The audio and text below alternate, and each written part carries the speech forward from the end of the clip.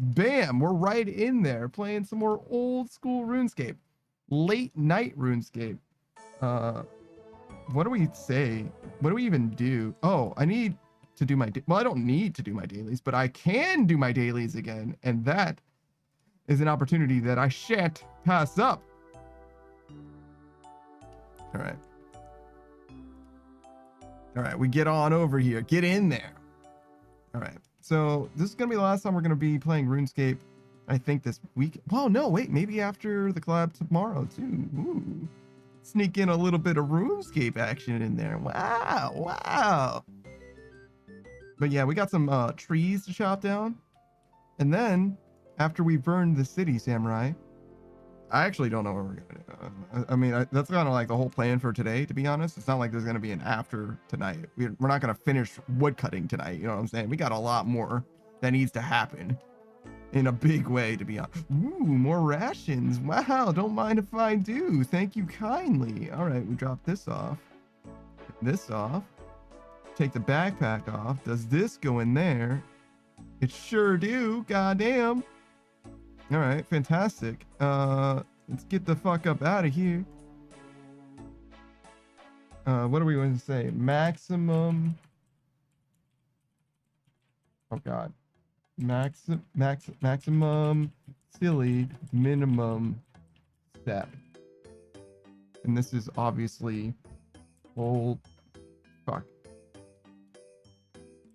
school RuneScape. Yeah, just like that. Yeah, bam, just get right back in there. Fantastic. We fished the title.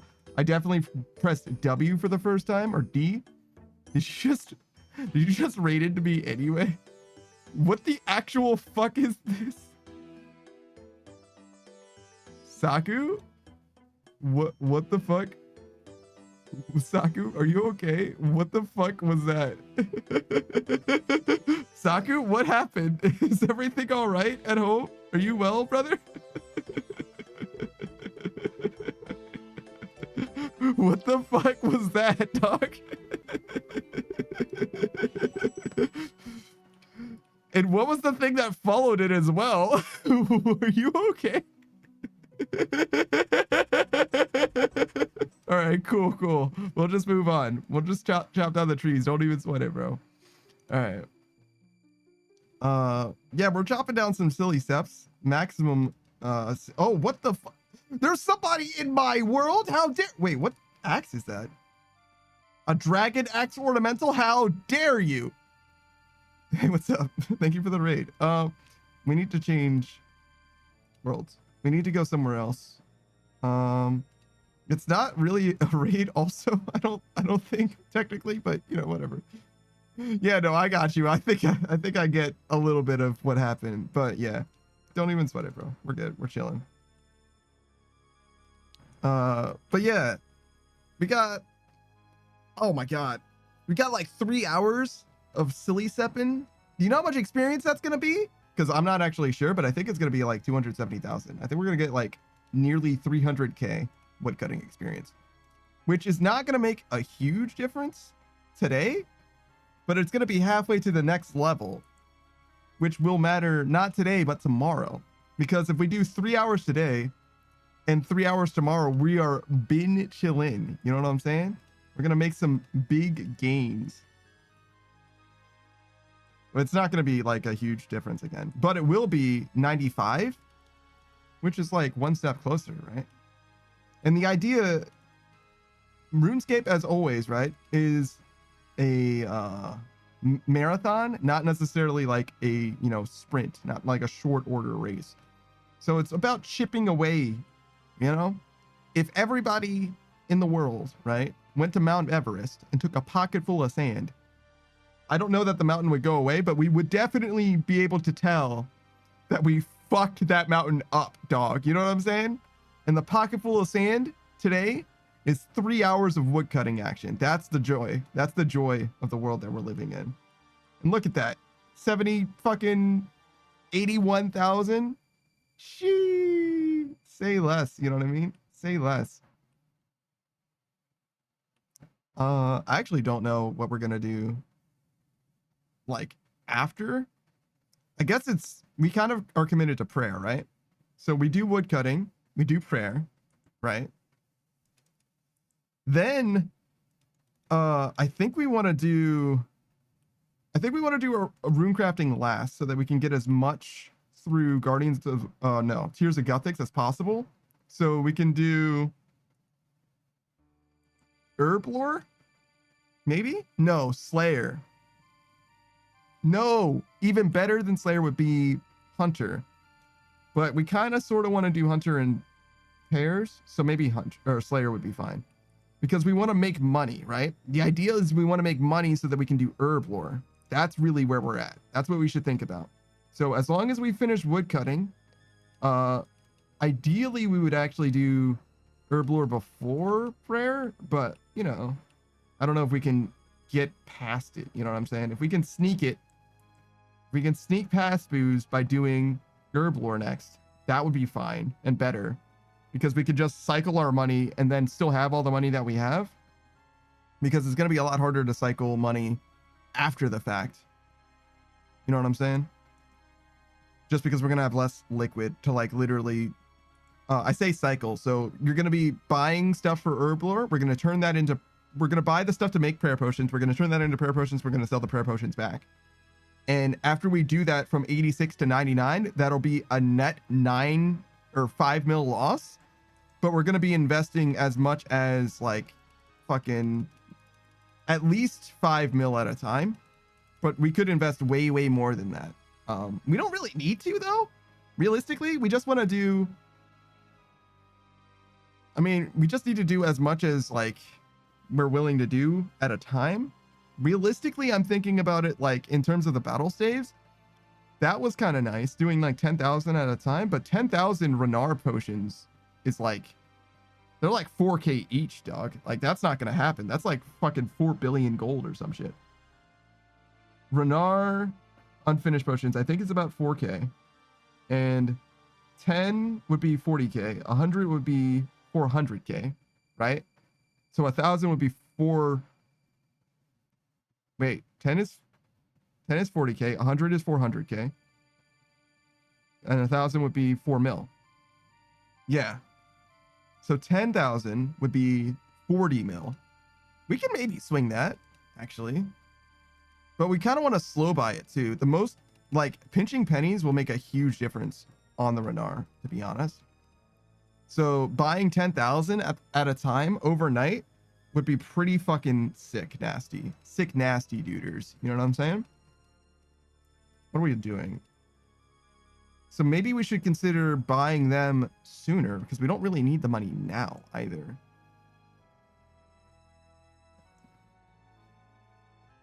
And like we set up the buy so that it's like touching the bottom, you know what I'm saying? For 10K of Renar unfinished. Ooh, can you do 10K Renar unfinished? Renar. Buy limit 10K? Perfect. Okay. So if we do a buy limit, Sakus this is the worst. Yeah, unfortunately Beatrice saw, and she's definitely gonna weigh that over your fucking head, dog. Sorry. But 10K at a time, I think is, well, not necessarily at a time, but kind of at a time, right? Alternating, especially with like something else to occupy our time. Ooh, like volcanic mine? Shit like that would actually work pretty well. Have you guys seen the movie The Cube? I'm just reminded of it, trying to figure shit out.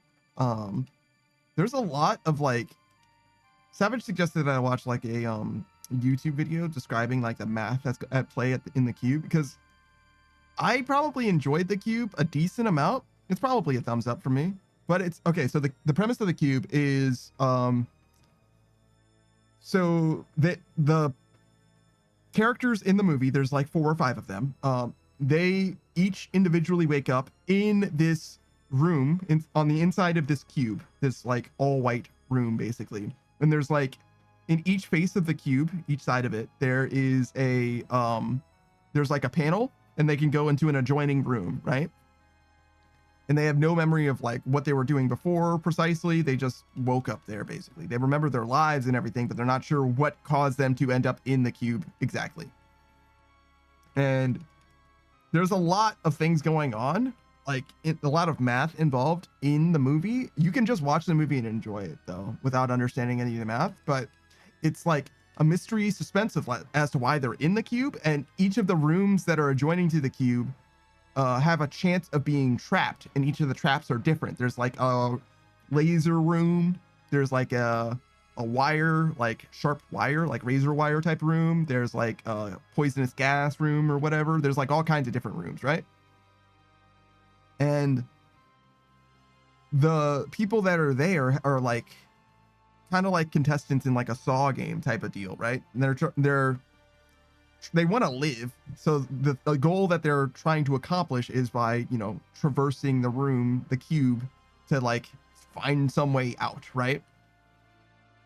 And eventually they find out that like they don't necessarily have anything in common with one another, but the way their unique talents lined up together, it seems like they collectively have like what they need in order to figure out how to like go from one end of the cube to the other or whatever, right? Like if they put their heads together, maybe they can figure this out, if that makes sense. And so it's a little bit like Squid Games as well, sort of, but like not extremely. Because it's like if Squid Games was just one game, I guess, but it's also a movie instead of a television show, right? I think overall it's a thumbs up for me, but there's some stuff in the movie that I'm like, I don't know that you can make all the assumptions that you're making and it makes sense. So like some of the things that they assume to be true, they like go with and it like works out. And I think it makes sense to assume for things to be true, right? Just to like try and like figure out something. They're trying to make sense out of the chaos around them, right? I understand making assumptions, but later they realize, oh wait, the assumption that we made was incomplete, and really this is what's going on, right? Which is fine that they were wrong about an assumption prior, but the thing that doesn't make sense to me is like, wait, but hold on, using the assumption that you did before, things were working out so much, and also things are still working out for you using the first assumption. So it's like, it's as if the second thing is on top of the first thing, like both assumptions were true at the same time. But I feel like that can't be true, but maybe I just don't understand the math that's involved, if that makes sense. So if I were to put it in this terms, right? Like imagine they were like, oh shit, we're secretly in a rectangle, right? Rectangle being, you know, it's way wider than it is tall, but it's, you know, nothing but right angles, right? Like, oh shit, we're in a rectangle. And they are able to solve some things based on the fact that it's a rectangle, right? Like obviously, oh, well, if it's a rectangle, then that means that these two sides are going to be the same length. And also these two sides are going to be the same length. And also there's right angles in all four corners, right? And later they're like, oh, wait a second. This isn't a rectangle. This is a square, right? It's perfectly square. Those two assumptions layer onto each other perfectly, right? And there's no problem with it, you thinking it's a rectangle and finding out later it's a square, right? Thank you for the hydrate, Beatrice. All right, now what if instead I said, originally they were like, oh, you know what? It's a triangle with all sides perfectly the same length. And then they realize later, wait a second, it's not a triangle, it's a square. It's like, well, hold on a second. If you use the fact that there were only three sides originally, then the fact that it's now a square doesn't jive with the stuff that happened in the past, right? It doesn't make sense that like both things worked out, right? Like you should have been like, you should have fucked up with your triangle assumption, because obviously the number of sides is different from one to the next. But it could just be that the characters understand the math better than I do. And when I was watching the movie, I just wasn't getting the things, I wasn't understanding the things that they were trying to explain, which is totally possible. Because I wasn't like, you know, I wasn't breaking out a piece of paper and like doing all my figuring or whatever. But it seemed to me that they made a lot of assumptions that were bold and also later proven incorrect. I think, but I'm not sure. But yeah, it's a pretty interesting movie. It's similar to the movie The Platform as well, which is a movie that's, instead of being about people escaping a room, it's about people who willingly get themselves locked in a room. There's imagine like an elevator, right? That goes through I don't know, a bunch of different floors, right? Like elevators do, right? And on each floor, two people are trapped on the floor, right? And the elevator has food on it that starts at the top and it goes all the way to the bottom. And there's enough food for everyone on every floor. And exactly what, when you like sign up to be a part of this like experiment, if you will, they ask you what your favorite food is and they'll make that food for you with enough servings to like sustain you. Like there's enough food for you specifically every day.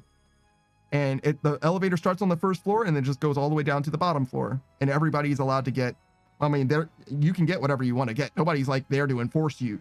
You know, you only get what you're allowed to get or whatever, right? And what the premise of the movie was, the problem that people encountered was that the people on the top, at the top floors, are like, well, fuck it. I'm not going to eat the food that I said that I wanted. I'm like, yeah, I love pizza, but like there's some wings over there, dog. I'm just going to eat those wings and my pizza. And I'm going to have some of this fucking cake too. Why not, right? They just eat whatever they want to eat. And by the time the elevator goes down a few floors, like most of the food is gone, even though there was plenty of food for everyone. In theory, most people just like ended up eating whatever they wanted to eat.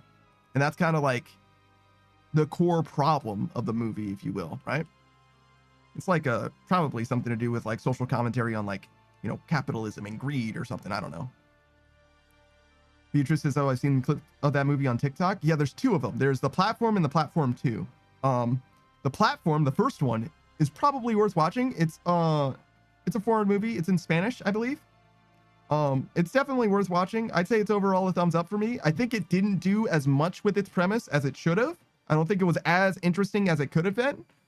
But as far as like artsy, high concept movies go, I think it's pretty interesting. I like The Cube better, to be honest. So if you had to choose one, just watch The Cube. And if you like The Cube, probably watch The Platform.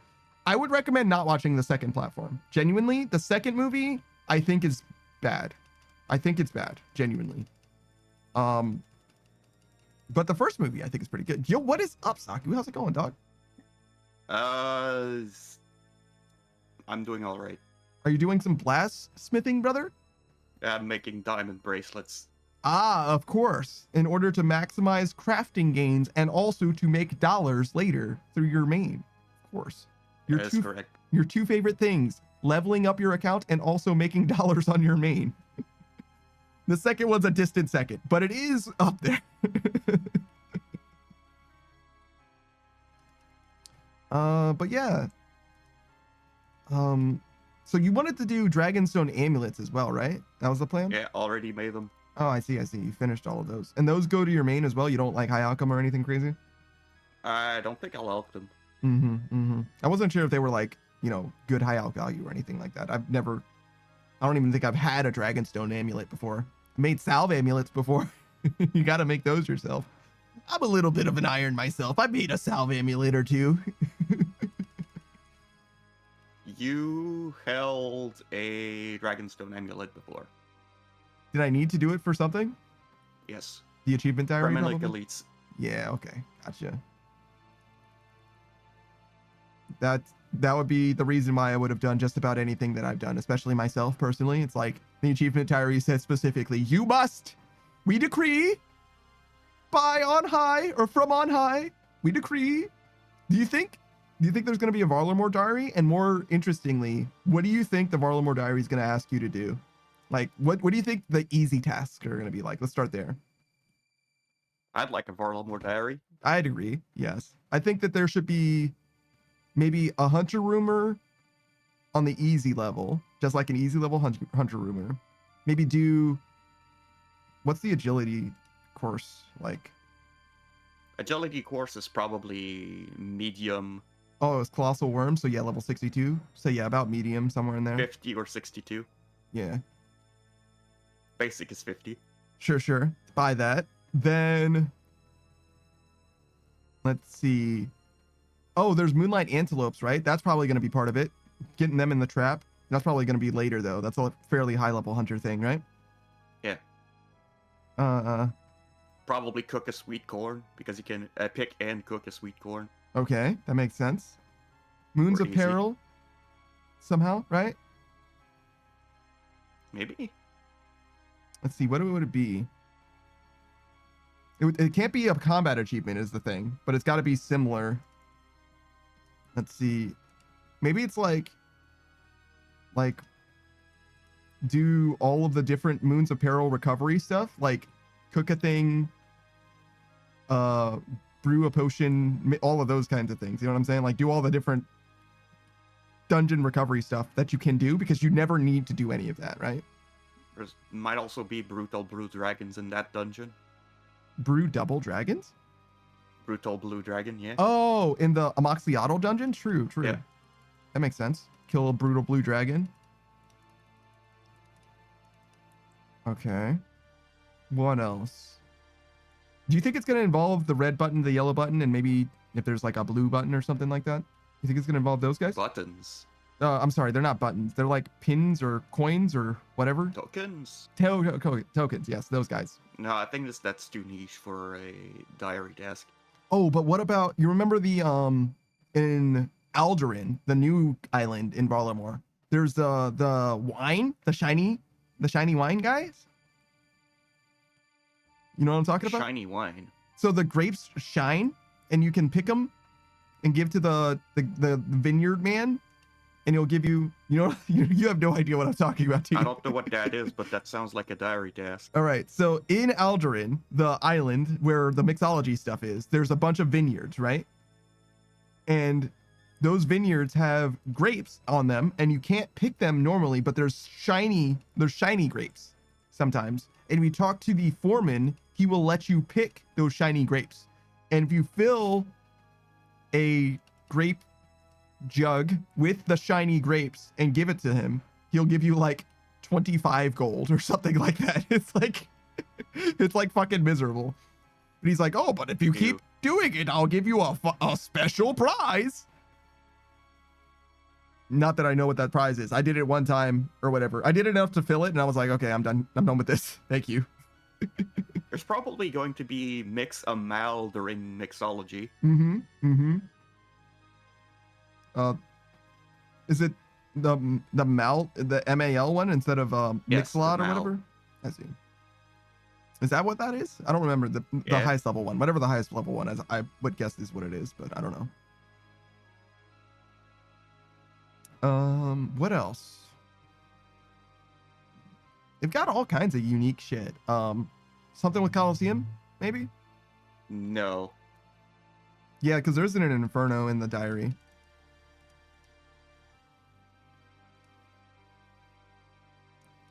Let's look at Varlamore for a sec.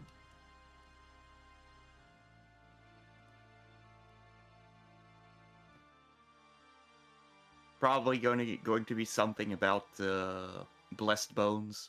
That makes sense. Just about anything that you didn't have to do. You know what I'm saying? Like, I feel like it's pretty likely that they're going to make you do it once.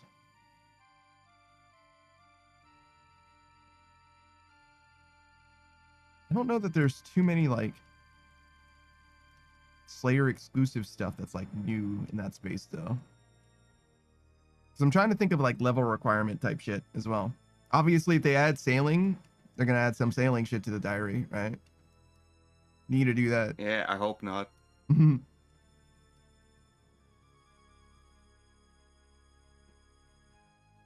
you think there might be one for each of the Quetzal, what are they called? The Quetzal landing spots? Do all of them somehow? It's kind of a I don't know weird about all requirement. of them, but I am thinking there might be a... you have to fly from one that has to be created. Okay, sure. Sure.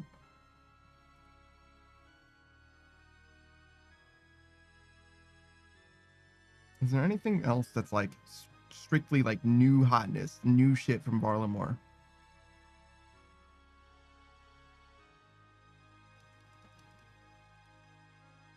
Mm, Pray at certain altars. yeah, I could see that. Steal from houses. Oh yes, definitely that. Definitely that. The new thieving method. Fish a casket in Civitas. Yeah, sure. That makes sense. Chop a yew tree in Civitas.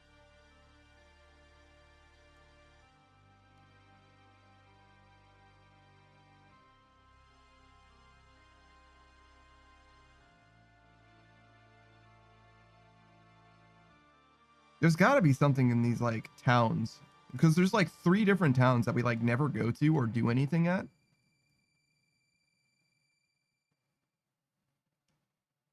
There's got to be something there. I don't know what it would be.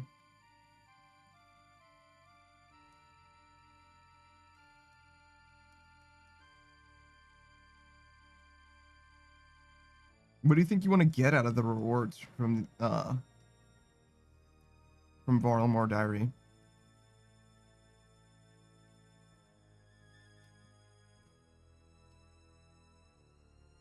Hmm.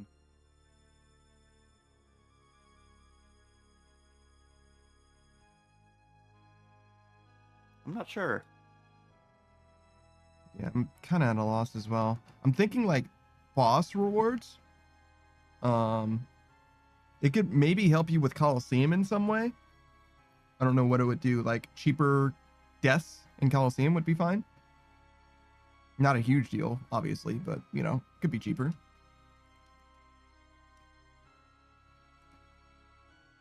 Um, I Lord, think a free revive in Colosseum would be too much.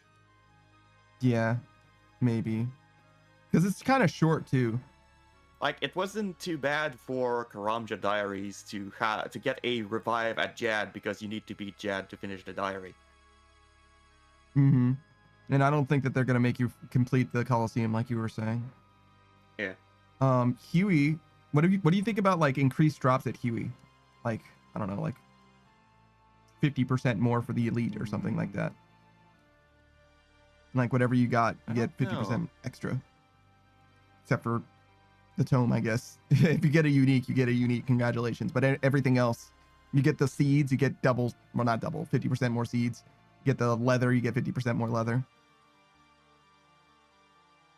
Not a huge difference, right? Because it's not like it's huge content, but I think that's something, right?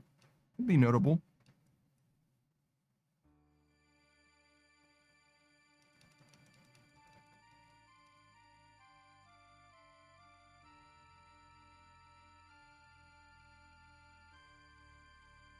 I keep looking at Varlamore, thinking that it's going to help me, like it's going to inspire me in some way. Like, oh yeah, that's what you need.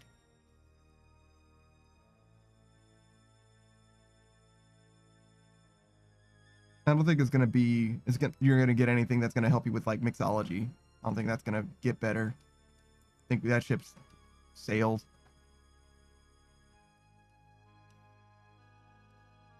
And honestly, I don't think mixology is bad anyway. I think it's fine now.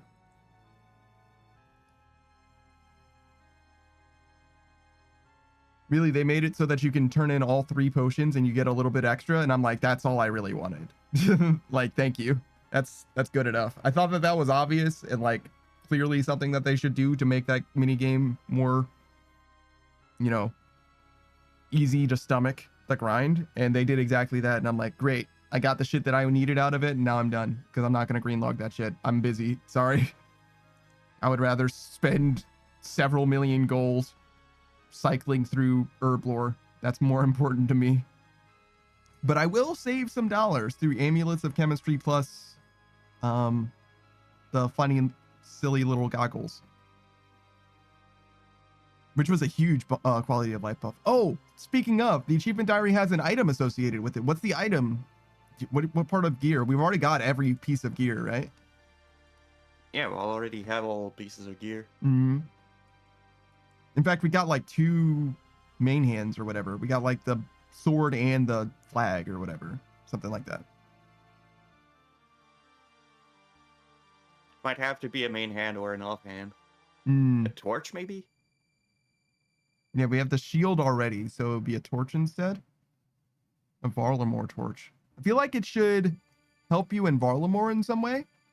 So is there something that needs to be lit in some way in Varlamore?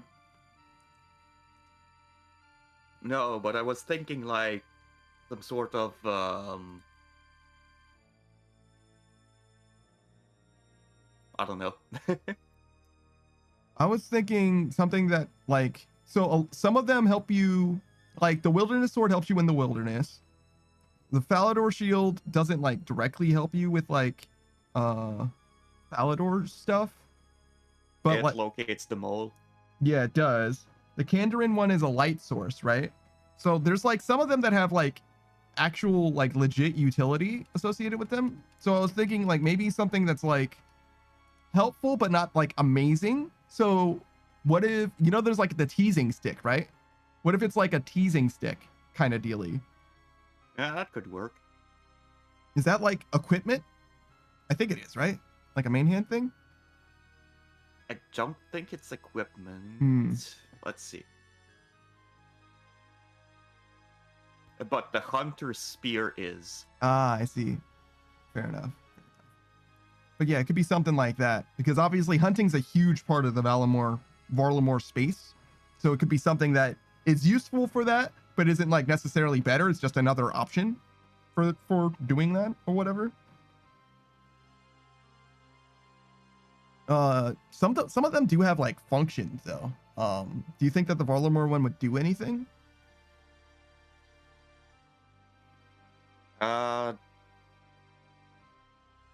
Like, what if it just like teleports you to like the Quetzal, for example? It would have to teleport you really close to the Quetzal because there's already close teleports. Yeah, like the Quetzal whistle, for example. Sure. Yeah. But if it was an infinite Quetzal, then you wouldn't have to make the Quetzal whistle infinite. It makes the other one finite, but if it's like an elite thing, it definitely would relegate a different teleport to being useless. But like that kind of shit happens all the time anyway. So like that's not terrible to me.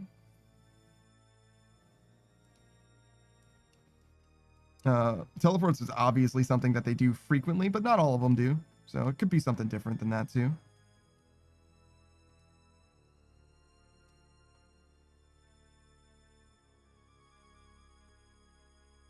I do like that the diary stuff like actually does some things now and then.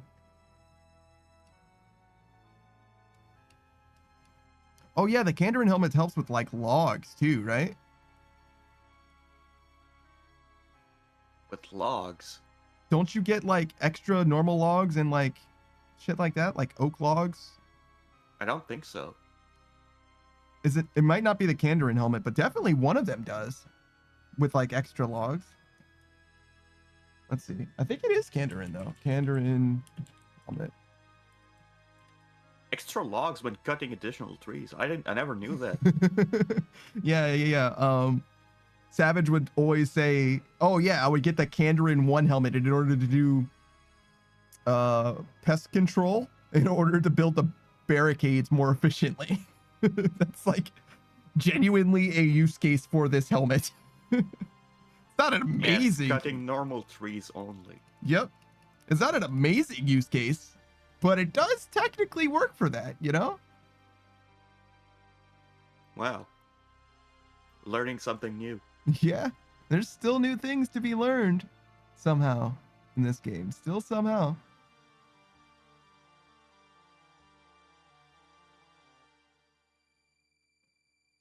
But yeah, very interesting that it lets you do that. I'm not 100% sure if I can think of something similar or parallel.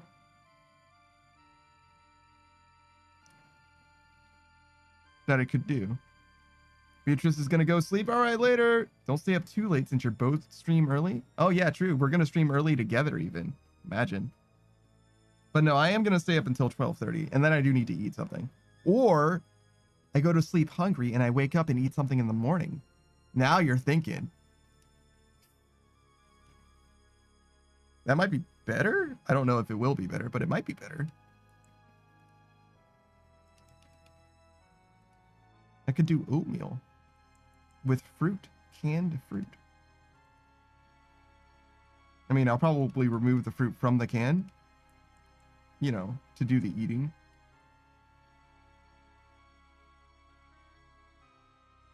No guarantees, no promises on that one. I eat straight from the can a lot nowadays. Like, I used to never, but now I scarcely don't. If I'm making like tuna salad or like pork and beans, I won't eat it from the can because I'm gonna apply heat or other ingredients or whatever. But like the fruit that I get straight from a can, dog, like, nah, man, that thing, I might as well eat it straight from, like, there's no treating it. Like, it's fine. It's in syrup. It's good. What do you even need to do to it? It's fruit. It's good.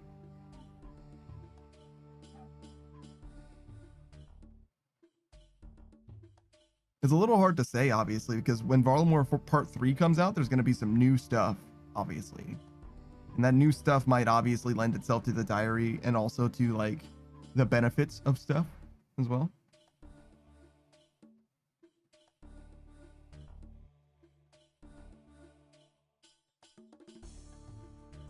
Oh, so right now we have an herb patch there, and they like to buff the herb patches.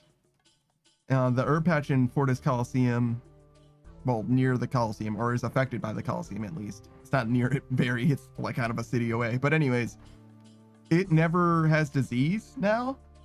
Do you think that there's going to be something else that affects that herb patch as well through the diary? The first extreme diary, or the first extreme herb patch, the one that has higher yield and also doesn't have diseases, for example?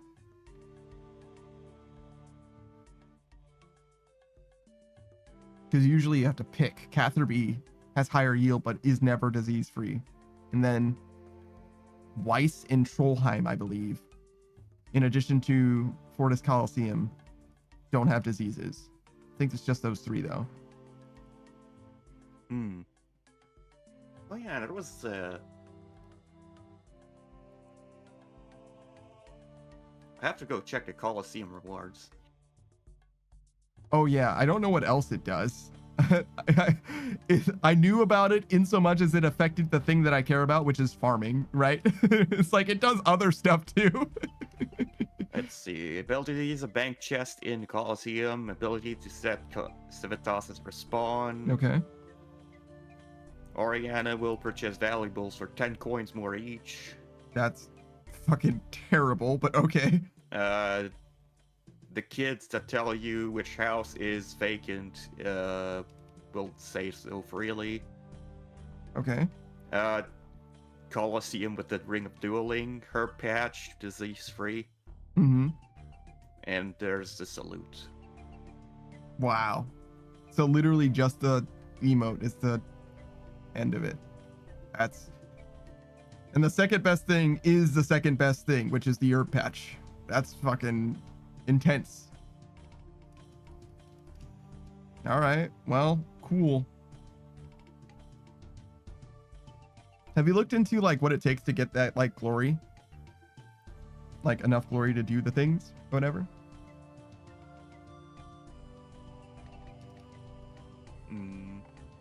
It's like, so just completing it will not get you enough glory to do everything, right? You have to like complete it fast enough or with like the like invocations or whatever going.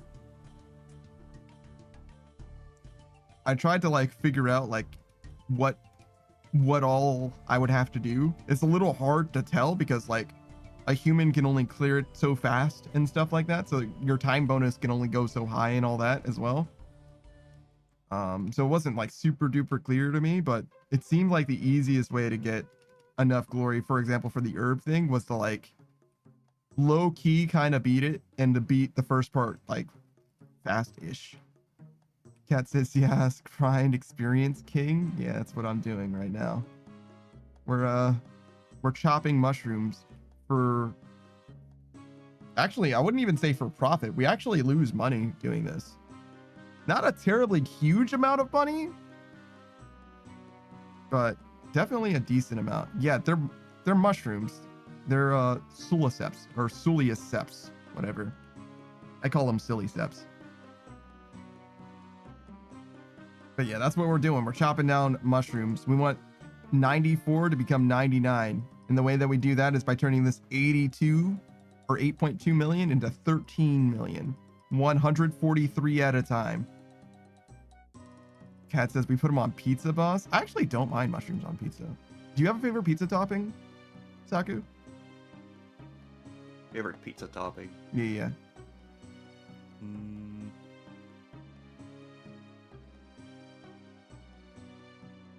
Bacon? That's a good fucking answer. Bacon is a very consistent pizza topping. I haven't had bacon on a pizza in a minute. Frozen pizzas don't really come with bacon for some reason. You have to get like a meat lovers to have a chance at bacon for some reason. That's a good answer. Yeah, hell yeah. Bacon's a fan favorite. It's a little bit of a meme answer. Do you remember when like it was like the aughts somewhere in there? Bacon was like the thing that everyone loved at all times, and it was like bacon merch. Like, yeah. There was I do remember a pizza that had bacon on it, but it also didn't have pepperoni, so it was like, why? just a bacon pizza, huh? Kat says Canadian bacon. No, that's actually just ham. No, that's ham. Yeah, I don't know why they call it Canadian and bacon. I will call it ham as a Canadian. I don't know why they decide to. It's not bacon. It's just not bacon. How do you feel about turkey As a bacon? real Canadian from Quebec. Yeah, the most Canadian, if you will.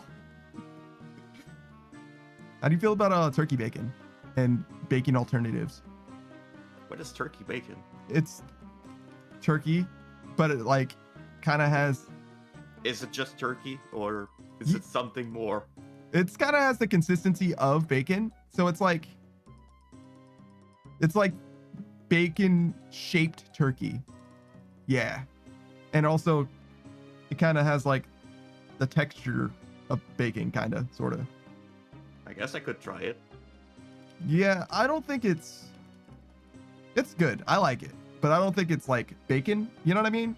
Like if you said that you had bacon and you presented to me turkey bacon, I would be disappointed, right? It's supposed to be slightly healthier, which isn't saying much because it's fucking bacon that we're talking about, right? Kat says it's American bacon. That is not true.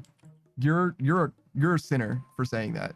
You're a sinner for saying that. It might be actually American. Kat says I like it. Yeah, but that's a sin. It's a sin to tell a lie, Kat. How dare you? Hold on. Let me give you a shout out. Katshiro Neko, variety streamer, Marvel Rivals player, literally hit Lord on Luna Snow and then was like, well, I guess I should play a different character now. Made it to Diamond 3. Are you still Diamond, actually? Kat says cringe. True. Kat's a little cringe, as am I. Destiny player, so you know it's 100% cringe. What else do you play? What's your favorite game right now, Kat? Do you have a game that you actually enjoy, or do you just play games to pass the day by? You hit it again the other night? Diamond? Fantastic. Did you immediately lose it this time, or did you learn your lesson? Because Kat, 100%, I saw them in real time get Diamond. They were like, awesome. Instantly went back into queue. And I'm like, why did you do this? Why would you do this? And then instantly lost like 3 games in a row. Just demoted straight out. Like, no, you had it all. You had everything. You were Diamond. You were beautiful. No, I went to bed. I would have kept playing if I didn't have work. See, learned literally nothing. Just absolutely at their bandwidth, their maximum capacity. That's the only reason that they stopped, because they couldn't be asked to play more. They needed to go to sleep. That's fine. Are you playing Monster Hunter Wilds, Cat? Are you playing the new hotness? And he plays like fucking every single game. Every game that you can think of, he's interested in playing. He's fucking cracked as hell. Maybe the best first-person shooter player that I know. It's definitely between Cat and Delta. I don't know which of the two of them is better at first-person shooter, but they are very, very good. Great shots. Cat says, but I don't know right now. Monster Hunter and Marvel Rivals. Yeah, that makes sense. Fantastic. I wish that I was playing Monster Hunter, because right now is like the best time to play Monster Hunter, but like I just want to be done. I just want to be done with RuneScape. I want to get it done before sailing, and there's so much that I want to do, and we have a sword of Damocles over our head right now. The sailing skill supposedly is going to be added in August, is what they say. There's a brand new skill being added to RuneScape. It'll be the very first time that old school RuneScape has had a new skill added to it. Technically, RS2 and RS3 have had many skills added to it, but this version of the game, old school RuneScape, has never had any new skills added to it, and there's going to be one new skill added. It's called sailing. I'm not a fan of it already. I don't know if it's going to be good. I hope that it is for the people who play, but I don't want to be one of the people who are playing when the time comes. So in order to make that happen, I kind of need to get through maxing beforehand, because afterwards, if I'm playing the game and I didn't finish maxing when sailing is added, then I will have never maxed without maxing sailing. That's how it works, right? Like, if you're a max player, you're a max player, and the way to do that is by maxing all the skills. So I want to be able to finish maxing before, and if that happens, then I can say I've maxed in RuneScape and I can just walk away. I can just be done. As far as I'm concerned, I maxed and I'm done. But, you know, if I don't max in time, then I don't max in time, and it's just a tragedy. It's just a sad day for all who are involved, particularly me, I suppose. Kat says, but are you really though? I think that I don't like the fact that they're adding a new skill, and I think that people who maxed in RuneScape still would be considered maxed in RuneScape, to be honest. If you don't play anymore, like, I maxed in RuneScape, oh yeah, they added that skill, but who cares? Same thing with like what happened in MapleStory, if you remember that game way back, another game from like an MMO from 2003 or whatever. The level cap used to be 120, and I don't know if you remember the days when no one had reached the level cap yet, and it was hyper competitive. There was actually like literally a leaderboard on the main website of MapleStory that would show you 2 or 3 or whatever of like the most, you know, sweatiest players of them all, right? And you can see in real time, like day over day, oh, that guy must have been grinding it out. He pulled ahead a little bit. You could literally see like his experience value or whatever, right? You could see them neck and neck. And to me, still to this day, those people will always be the top of the leaderboard because they're the first people who reached the level cap. And the fact that the level cap extended higher to level 200 doesn't matter to me. Those people will always be the top of the leaderboard because they were the first when the first was to be had, right? Eventually the goalpost was moved, but that doesn't matter to me. I don't care about that. To me, there should be 2 leaderboards because they're still the top for the time when it was happening, right? That matters to me.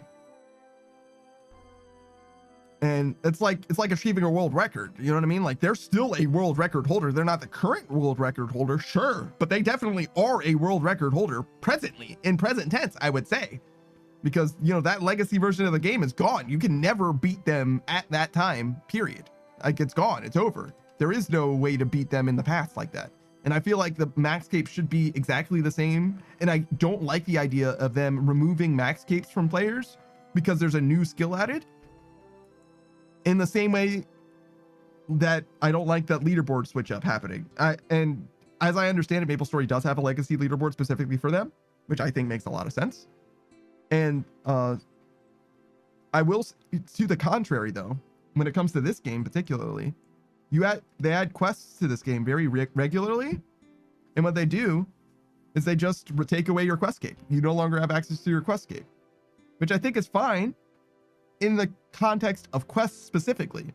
I don't mind it, but for a max cape, I don't know if I feel the same way about it. I'm gonna be honest. I don't think I like the idea of them taking away max capes. Genuinely, I don't like it. I don't like the idea of a new max cape either, and I don't like the idea. Well, actually, I don't mind the idea of sailing not being counted as part of the max cape. I don't give a shit about. Fuck that skill, to be honest. Kat says they're going to take it away. Almost definitely, yes. This fake skill. I think it doesn't need to be a skill, and I think it shouldn't be a skill. I think it needs to be a skill in the same way that archaeology is already a skill in this game.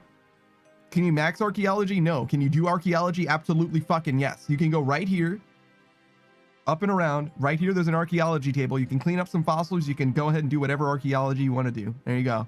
There's your shit. And I think that sailing is going to be about as good as that is too.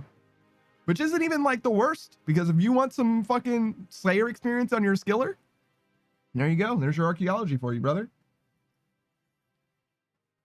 As many lamps as you want. Put it in whatever you got. But me personally, nah, I don't want the sailing skill. I especially don't want it to fuck with the max cape, but like, it is what it is. It's not up to me. I think that they're not going to pull it again. And I'm not even sure if they pulled it again, it wouldn't pass. You know what I'm saying? I would feel better if they pulled it again and it passed. You know what I'm saying? If it passed with 80% votes, I would shut the fuck up. You guys want it. Fine. But I don't have that kind of confidence right now. You know what I'm saying? I don't feel that good about it at the moment. I still wouldn't play the game, to be clear. But I would shut the fuck up about it. It's like, all right, I'm the one guy who doesn't like it. You know what I'm saying? Like, if 4 out of 5 people fuck with that skill, it is what it is. Say less. I got other games that I need to play anyway.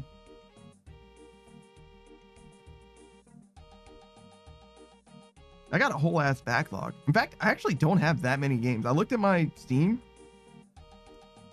I don't have that many games as far as like, I was trying to like, I was having a conversation with Savage. He was saying that he has basically no games, mostly no games that he hasn't already played or whatever. And I have a lot of games that I haven't played. And I was saying, oh, well, yeah, a lot of them come from Humble Bundles. And that's why, right? Because I'd just buy a Humble Bundle for $4, get a game that's worth fucking $15 that I want to play, and get 5 other games or 8 other games that I have no interest in playing, but they're free. They're just right there. Cat says, sounds like you need 6 DPS. I certainly do not. That's certainly not what's going on. I don't know if there's any time in my life that I need 6 DPS. Cat says, are those good deals? Yes, absolutely. Buying one game for $4 that's worth $15? Yes. And getting 8 games for free? The only problem is that they're in my library. Like, that's not a big problem to have. Cat says, never heard of it. Humble Bundle? How dare you? How dare you imply that you've never heard of Humble Bundle? How dare you? I haven't gotten a Humble Bundle in a long, long time. Not because the deals aren't worth it, just because I ended up getting so many games that I never played. Even the ones that were the ones that I intended to play, I just never actually got around to playing them. So I just stopped buying them. And while that's fine, I am actually streaming now. And part of the idea behind the stream, shout out to the YouTube channel, The Backlogs, was I wanted to actually play through games in my backlog and games that I had never played before. And I did do that in a big way, including RuneScape, if you want to look at RuneScape as a game that I never played before, which technically is true if you consider membership. It's just that we kind of got caught in the, you know, the cycle a little bit. We're kind of trapped in the revolving door a little bit. We really want to get to the other side of RuneScape at some point, but you know, we're making it happen. We're doing the best we can. Cat says, I bet you got some spicy games from that. Time to check Panda's Steam library. You're welcome to check it, and no, I do not. You're welcome to check it, and no, I do not. I don't think I have any spicy games. Tomoyo After is kind of spicy, actually. But I will swear by that game. It's a spin-off to the visual novel Clanad, which has an anime of the same name.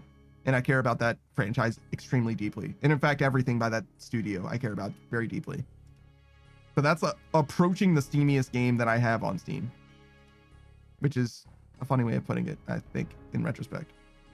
Yeah, 290 games. Let's see, do I have anything else?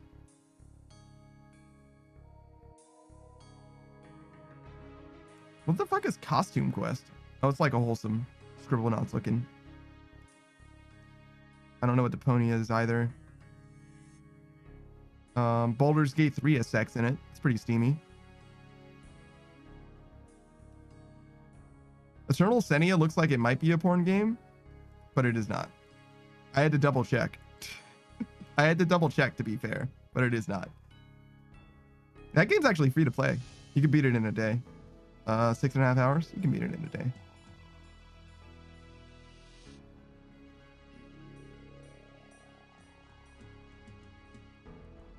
I should get some more of these. And also there's a dude here. I don't know how many that is. I think it's enough. Cat says time to Have finish water. the fight. What do you mean? I'm sorry, what did you say, Saku? You good? I have water. Oh, good. Are you talking about Halo right now? Is that why you said finish the fight?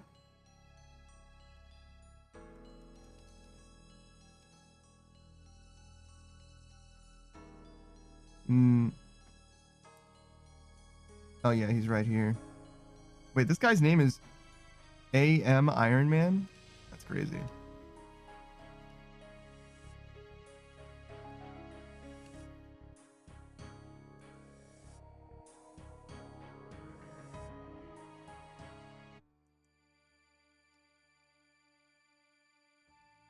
Yeah, he's only an Iron Man when it's AM. Oh, I see. He's in a different part of the world than I am. Cat says no. Baldur's Gate 3 having segs. Time to finish the game. Oh yeah.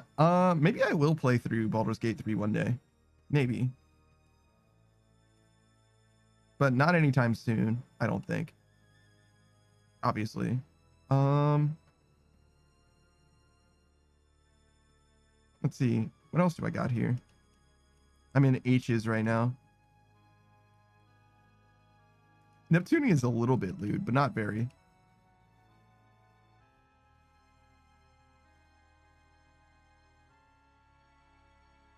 Kill IF is here. That's lewd enough to mention.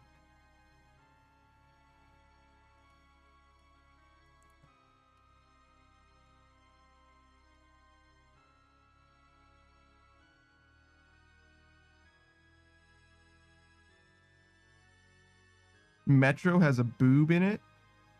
Shout out to the Metro franchise. Do you guys remember the singular boob in that game?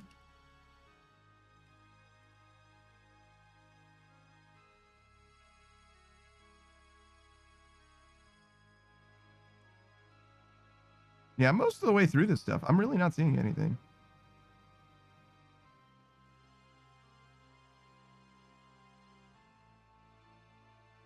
Skullgirls? It's a little lewd. Song of Saya. That's a fucking porn game. It's actually a fucked up porn game. Saya no Uta? Yeah. It's actually kind of fucked up. Proceed at your own discretion, but that's definitely got some stuff. That's definitely the most degenerate game that I have. And it's not close. It's definitely the most degenerate, and it's not close.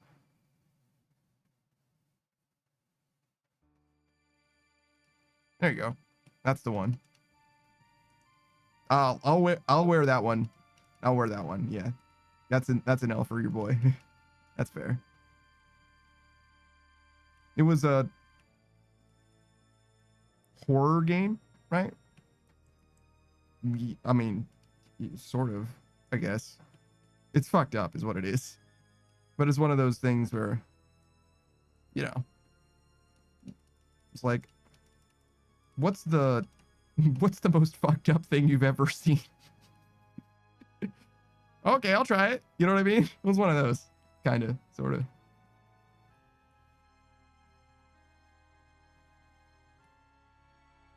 It's a lot of gore. A lot of gore in that one. Kind of like Elfenlied. Do you know what Elfenlied?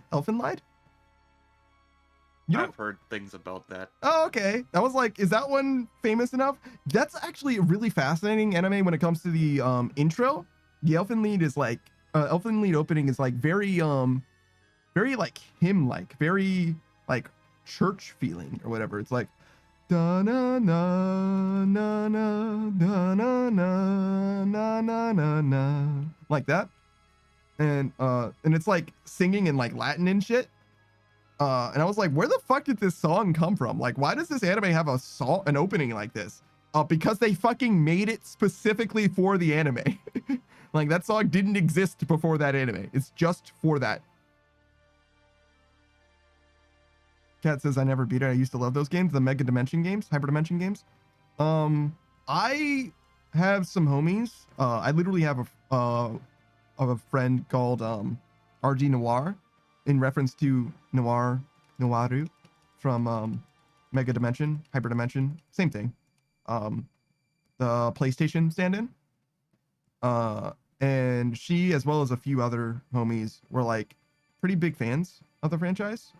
So I wanted to give it a try, and it's like a classic RPG type game. I probably could go back and play through those games. I might even enjoy it, to be honest. I put a decent amount of time into the first one. I think I bought the whole fucking franchise because of course I did, thinking I was going to play it. And I kind of sort of did intend to, but whatever. Hyperdimension Rebirth 1. I have 53 hours in this game. Oh my god, I played it for so long. Holy fucking shit. Okay, so the reason why that's a problem is because not only did I not beat it, but I also unlocked.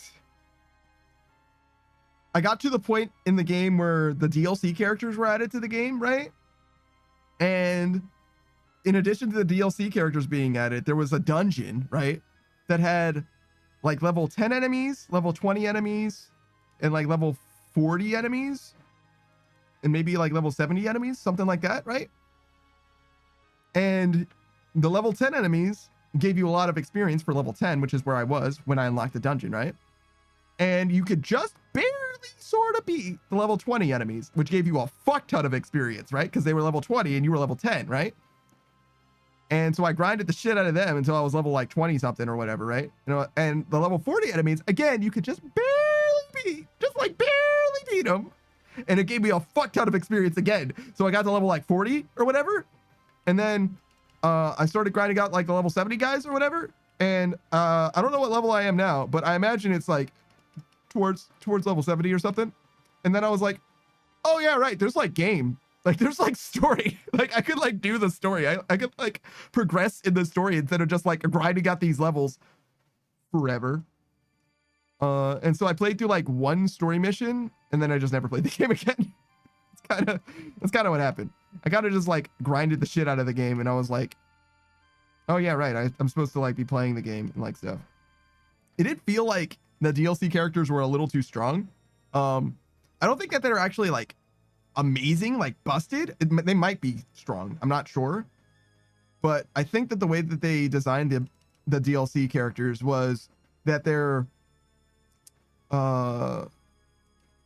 if I was talking about D&D, right? If I was describing it in D&D, you could think of them as having like 1 in one stat and a 20 in another stat. And the rest of their stats are like kind of normal-ish. As opposed to every other character, like the normal non-DLC characters in the game, they were more like balanced E, if that makes sense. So I was really interested in playing the characters that are like very like specialized, because that like I love that shit. I also make my D&D characters that way typically. Do you make your characters like well-rounded, Saku, when you play D&D, or do you do like or do you vary it up? Do you like, you know what I'm saying? Do you like have a low stat and a high stat, or do you make them more average or what?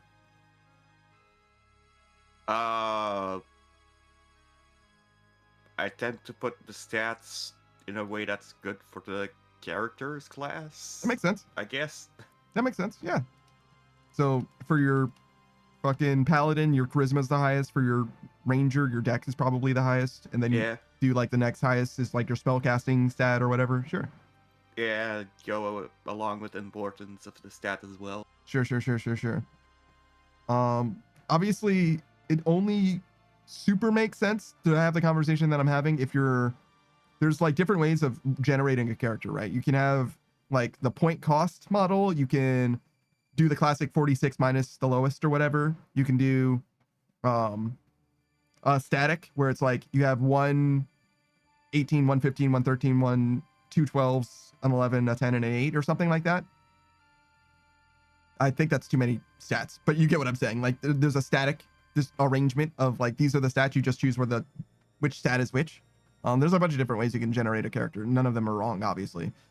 But I tend to like the characters that I have that are very, very good at some things and very, very bad at other things. I don't like how I keep tanking my constitution stat. That stat is like the most ignored stat for me, far and away. It's like easily my least favorite stat as far as like characters that I've had. And, you know, most low leveled stat goes to constitution far and away. Do you have like a least favorite stat or stat that you use the least, do you think, overall? I often dump charisma. That makes sense. Sure. When you play D&D, do you often have other players that are like the face of the party, if that makes sense? The ones that are like constantly talking to NPCs and stuff like that? That does happen, yeah. Yeah. I tend to be that guy sometimes, and sometimes I don't have charisma, and sometimes I do. Um, just because of my personality in general, like out of game, I tend to be the kind of person that's like trying to push the plot forward, like progress it, but also is paying attention and asking questions, that kind of thing. So it tends to be me a lot. But not always, obviously. I'm glad to let somebody else do it. But sometimes, as someone who's been the face of the party a lot, sometimes when you don't say anything and you just like try to let other people do stuff, everybody kind of just like waits for stuff to happen. So it's like, okay, well, we're not doing that. We're gonna go this direction then, since nobody's making a choice. Shooters gotta shoot.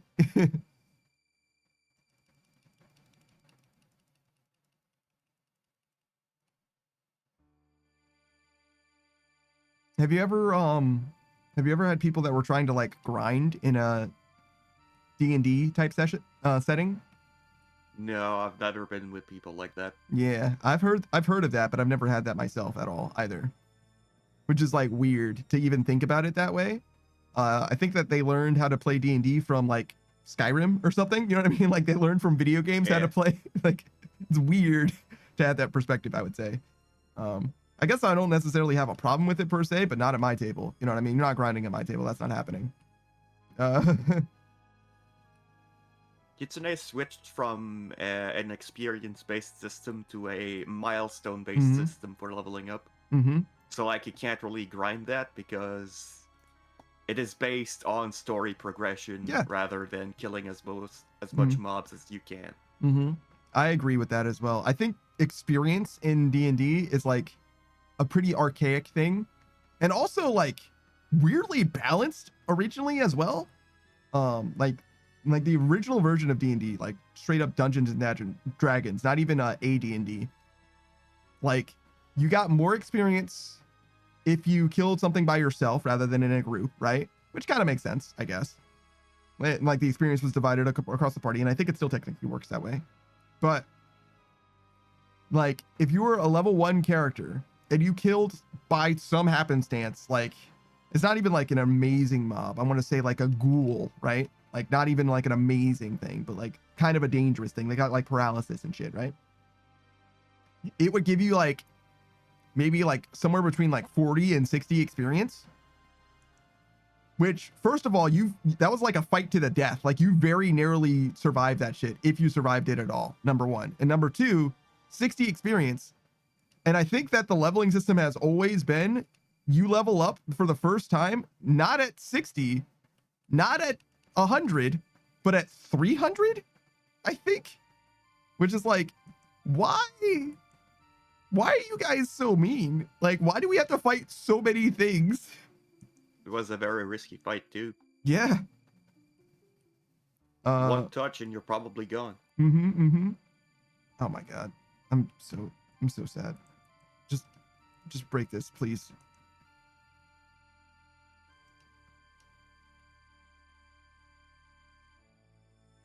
Please break this. Thank you.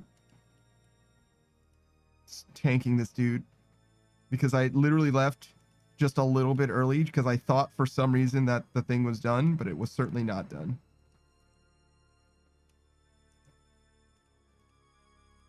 All right. Oops. Yeah, no, I definitely got roasted. I definitely got roasted in a big way.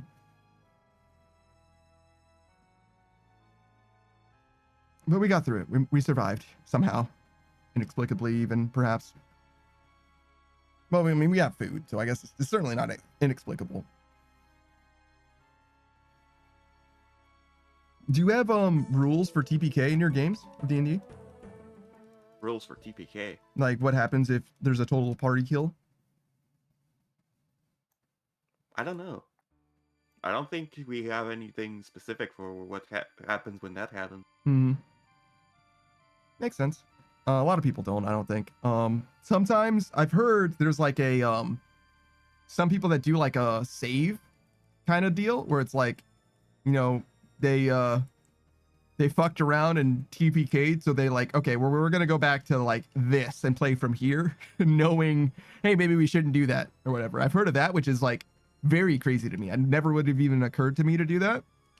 Most experiences I've ever had. Have you ever had a TPK? Nope.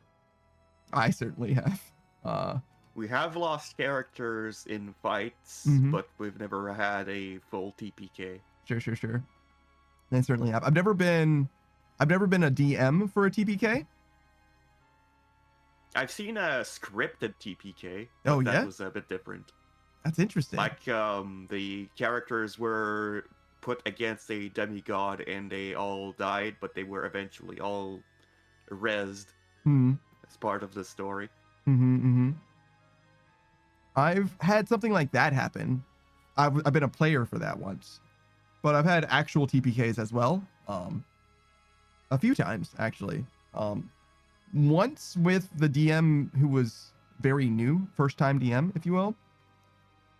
And it kind of showed because it was an encounter that started out like fine, and then like enemies spawned, and it was like, well, that feels a little bit cheap, but okay, fine, we can like sort of maybe handle this.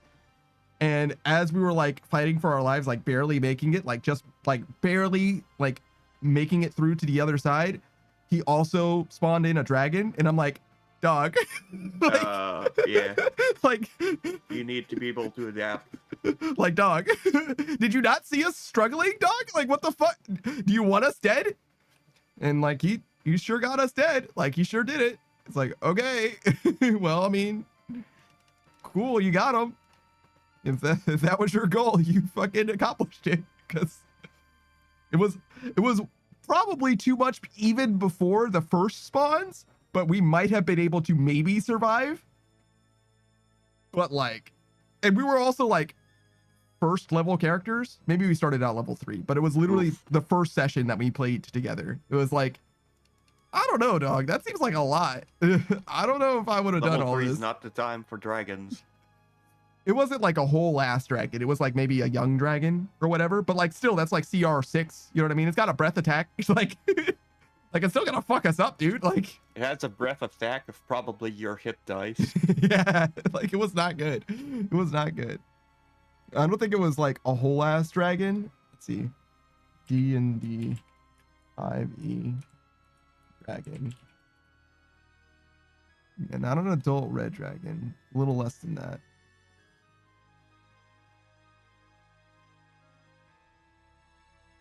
Can you give me?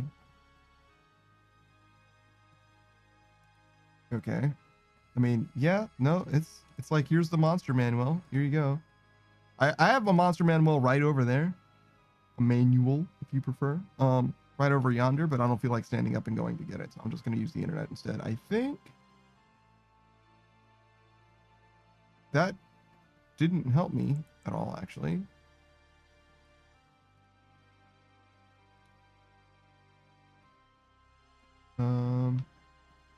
Category dragons, 5e. Yes.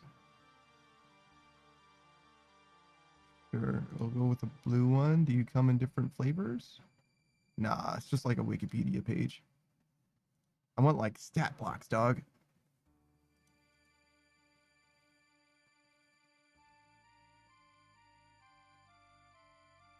I mean, these are definitely creatures. None of them I would describe as being dragons, though. Oh, wait. Hold on. There's a dragon option here. Thank you, filter. Okay. Adult brass. I love that it's sorted alphabetically, so it starts with all the adults. That's fantastic. I guess I want young. Oh, wait. Worm. Wait, what the fuck is a crystal dragon? Copper dragon wormling. CR1, that certainly wasn't it. This dude has 22 hit points. Does he have a breath weapon? He does. Acid breath, 20-foot cone, 5 wide, 48? Yeah, that still would have fucked us up. Even this dude with 20 hit points. Fail that DC 11 saving throw, take full damage or half. Enjoy. 18 or half 9 on average. Yeah, that'll one-shot a level 1 character, maybe even a level 3 character. depending on what they are. And then young. What the fuck are these dragons? Young white dragon, sure. Or here we go. CR6 is what I thought it was, but it might not have been. Oh my god, 133 hit points. I hope to god it wasn't that. But yeah, no, it's still got a breath weapon regardless. Even a wormling would have fucking killed us. Young dragon worm or whatever that shit was that I just looked at.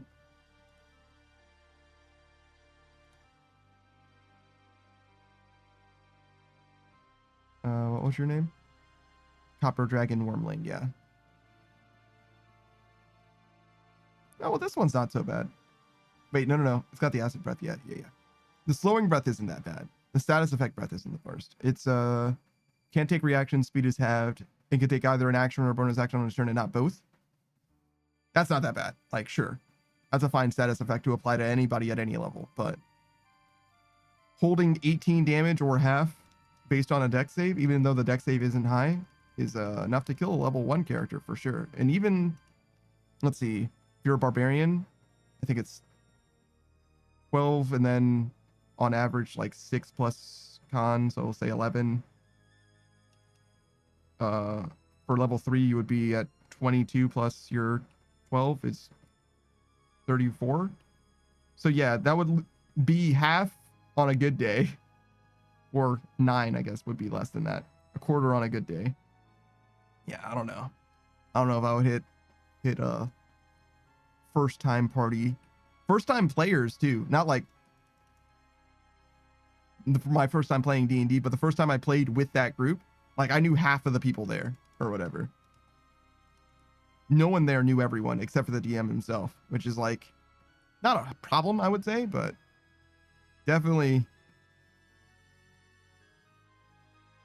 All right, so speaking of that session, as I was playing, it was clear to me that one of the players didn't know his class and didn't read how his stuff worked, and the DM also did not know how his stuff worked. So what he was doing was, in that version of D&D, that edition, he, as a bard, had bardic inspiration, right? And you have 1 plus your charisma modifier or something like that, and amount of bardic inspirations per short rest or something like that. Something like that. I don't know. Something like that. Basically, you have some of them, but you can't just use them forever, for all the time, right? And yeah, he used like, I don't know, 9 bardic inspirations, right? And I was like, I mean, the third time I was like, that's a weird amount of bardic inspirations. But the 9th time I was like, okay, I should probably say something like, hey dog, do you ever run out of those? Me knowing full well that you do indeed run out of them. Like, hey, a tip. I don't think you can just do that forever. And he was like, what? No, I think I can just use them whenever. And I'm like, I don't think so, dog. And he goes and checks and he's like, oh, yeah, no, it's limited. Oh, wow, I only have 2 total because my charisma's +1. And I'm like, oops. Great. Cool. Wait, how's the bard's charisma +1? He was a bad character. I think his highest stat was 13.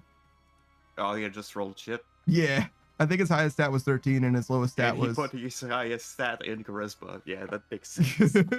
Yeah, no, it wasn't... He was a bad character. Not a bad player, but the character was not very good. But, you know, sometimes it's like that, I guess. I don't know.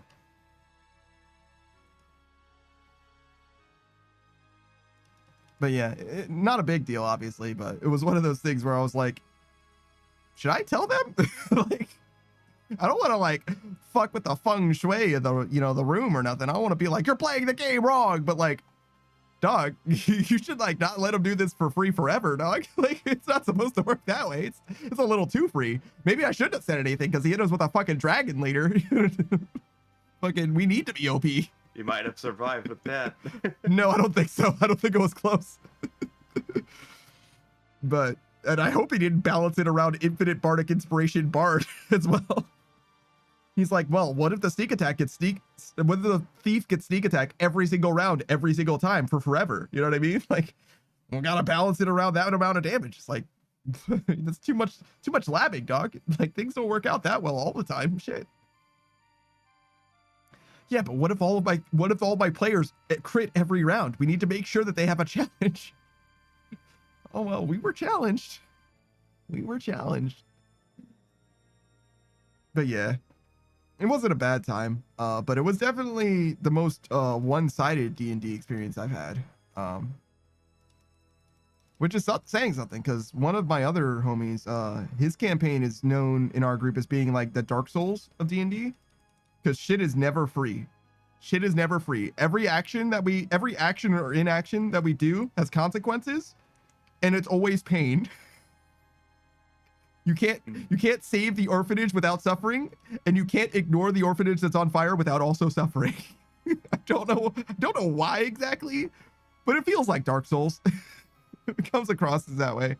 It's not even necessarily a bad time, I would say, but it definitely has like a grunge, you know what I mean? It has like a certain amount of like ever-present like hopelessness, which I think is fitting for like a Dark Souls. Like, it feels like Dark Souls, you know what I mean? Where it's like everything's a little bit sad all the time, just a little bit.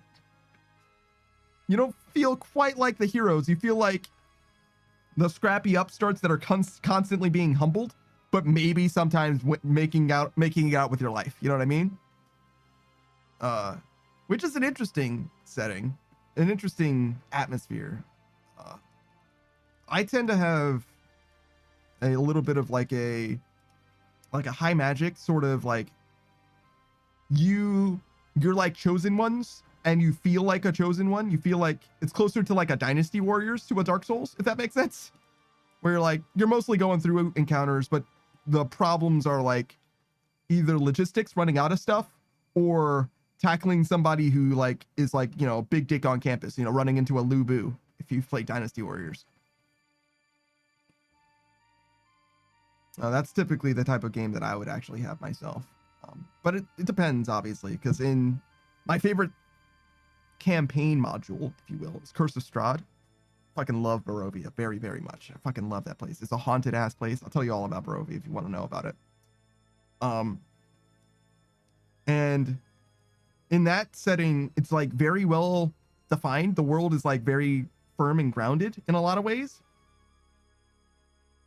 And most of the stuff is not extremely like intense or difficult. But if you go to the boss's lair, there's going to be boss lair shit. You know what I mean? So like, don't go there straight away. You should probably, you know, look around, like literally kind of grind. You know what I mean? Like, go do some side quest type shit before you go, you know, try and fight, you know, the, you know, big dick on canvas, because you can go straight there, but it's going to be pretty rough early on. As like a level 1 to 4 character, it's going to be pretty rough.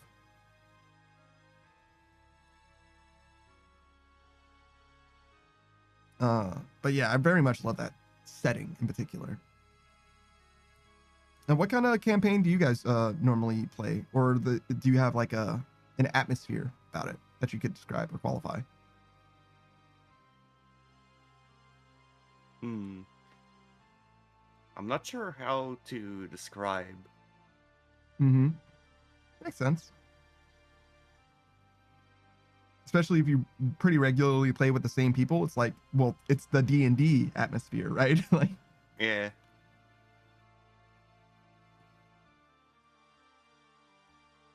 I played with a few different groups of people, and I've been the reason that some people like started D&D as well. You know what I mean? Like, their first D&D experience was with me. I'd like to think that I'm not the reason that either of those sessions turned out the way that they did, but maybe I am in some way. But my stuff is maybe a little too easy, I guess, is the conclusion, but that I could intuit from that. But I think I'm satisfied with my players feeling extremely empowered. That's like one of the biggest things for me as a DM is like, I really like encouraging agency. Yes, and like, if you want to do something, I'm going to find a way to make that happen in whatever way that I can that makes sense in the setting or the rules or whatever. Like, I try and make it happen, in whatever way I can. I think I try to answer questions or avenues of inquiry with yes, and if someone has a curiosity about something, I try to populate the world around that interest, if that makes sense. Yeah. So, you know, if my rogue poisons his dagger every time before combat, he's going to be encountering more different zany types of poisons. You know what I'm saying? It's like, oh, well, here you go. Here's a new thing that you can try. Like, this thing is, you know, a different kind of poison. Like, oh, well, you know, this poison, rather than being, you know, a paralysis poison or a poison that does damage, this poison, if you're able to apply it to someone, makes them, you know, have disadvantage on charisma checks. So you're probably going to be able to convince them, you know, barter with them easier or something, but you got to figure out a way to poison them without, you know, stabbing them in the chest. Something like that. That's easy. Just poison the drink. Yeah, sure. Which isn't like an incredible, like remarkable sort of a thing, but I like the idea of like, hey, maybe, you know, subtly suggesting to them like, hey, maybe you should, like, you know, maybe poison somebody a little bit, just a little bit. They'll be fine. Just buy him a drink. Yeah. And, you know, that's not necessarily something that a player would necessarily do just because, but like, you know, get a little bit of hijinks. Maybe it works great that time, but the next time they try to do it, it's on like, you know, a noble or something. And that noble has a poison tester or whatever that they just didn't know about. Right. It's like, oh shit. He found out that you tried to poison him and he doesn't know what the poison is. Like, whoa. Yeah, but if it's not a poison that, like, you know, I feel like that kind of poison, you wouldn't really notice the effect of it. Mm-hmm. Unless you cast detect poison and magic or whatever. Yeah, unless you cast detect poison, of course. Well, yeah. You'd see it immediately. Yeah. And if, you know, it happened that they did detect magic and the person who detected magic doesn't like you specifically as the adventuring party, he might not tell the Lord what kind of poison it is specifically, but instead that it is a poison and just cause some problems for the party. That's an interesting little plot hook, I feel like. Yeah. Just to stir some shit up just a little bit. You know what I mean? Just a little bit. I feel like a little bit of conflict like that is nice. Keeps you on your toes. I am definitely dying a little bit, and I would like to not. Please stop. Please don't kill me. Thank you.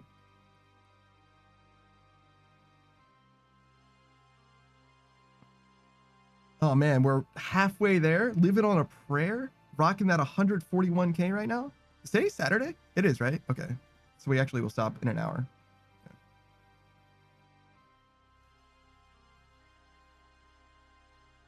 No extra time because we need to sleep. I need to sleep especially. Well, actually, I guess we equally need to sleep. We're going to the same place.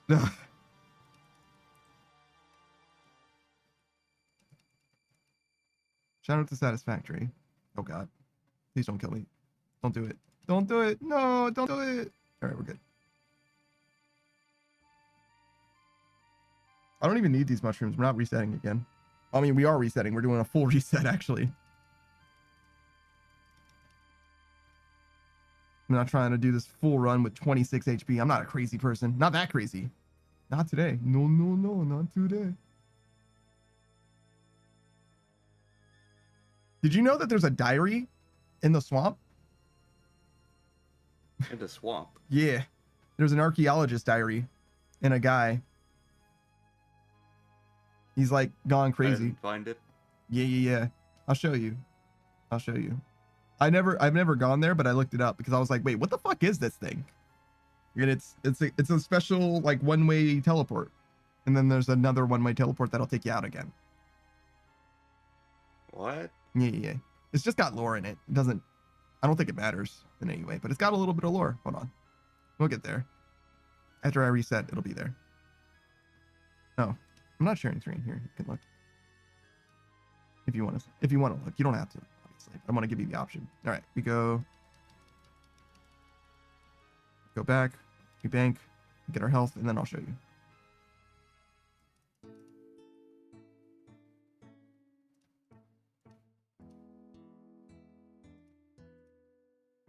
This one. I don't have the thing to like actually go in there and do it. You need breadcrumbs to do it. What the fuck? Yeah. Yeah, I didn't know that breadcrumbs were in this game, I'm going to be honest, but apparently they are, and you need them for this thing.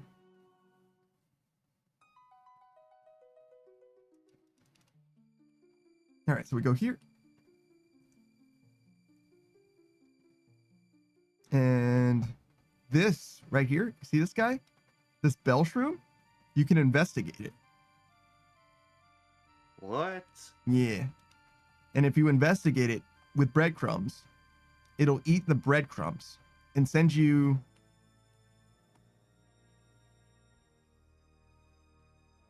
I'm not sure where it sends you. I'll keep it 100. But it'll send you to another place that you can't otherwise go. Maybe like over here or something. Yeah, probably to this bell shroom. And there's a dude over there who has a diary. If you talk to him, and you can read it if you want to read the diary. And then you can leave. That's it. The fuck? Yeah.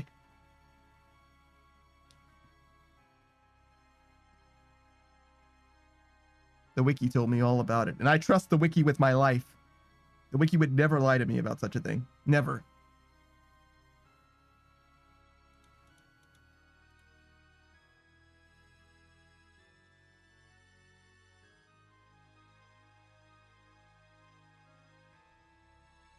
But yeah, kind of interesting that it exists. I always wonder what this part was for.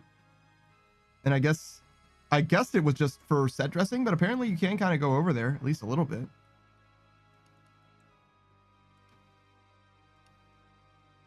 I think, at least. Obviously, I'm not like super invested, not invested enough to actually go and use it. I just was like, wait a second. That's the only bell shroom in this like entire swamp. Surely that's the only one for a reason. And sure enough, it is. Not only can you investigate it, but it actually does do. If you use the examine text, if you read it, it says, maybe it's hungry or something like that. Or no. I think the investigate text says that. Something like that. It's like, ring the bell, pay a toll. Yeah, it says ring the bell, pay a toll. And then the other thing says, maybe it's hungry. And it's specifically looking for breadcrumbs, apparently.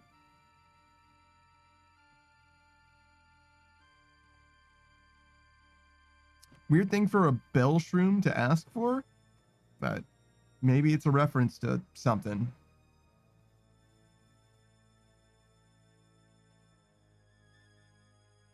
Oh, hey, there's a dude here. Assassin 1967. That is an old assassin. Did somebody get assassinated in 1967? Probably.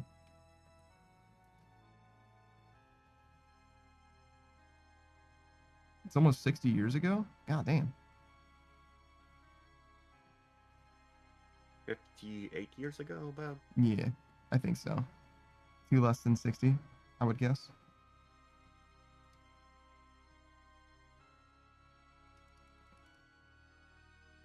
I'm not sticking around with this fool, this clown. Some kind of assassino? Nah. Not sticking around with the guy with 2 ass in his name. Yeah. Nobody can handle 2 asses. You only need one. What are you even going to do with the other one? Eat one, keep the other for Monday. Bruh. Bruh. No way. What a choice.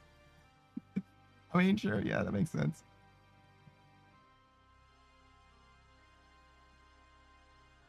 It's the answer to that age-old dilemma of like, well, you can't have your cake and eat it too. Well, if you have 2 asses, you sure can.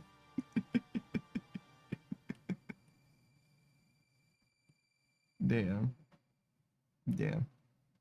That is definitely not the direction I expected you to go with that one, I'm going to be honest.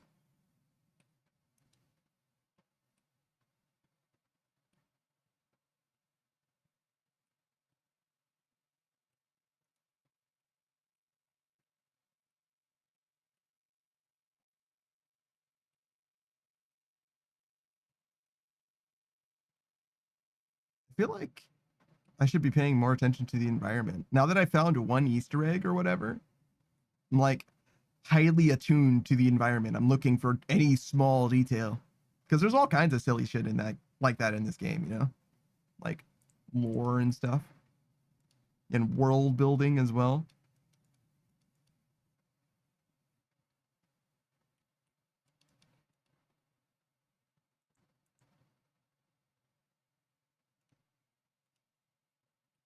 Some of it even like actual lore. Most of it just funny, I imagine. Just like funny little prank type dudes.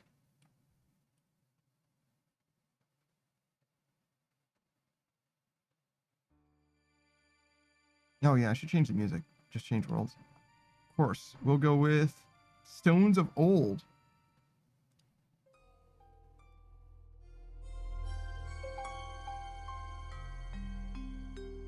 Maybe a little loud.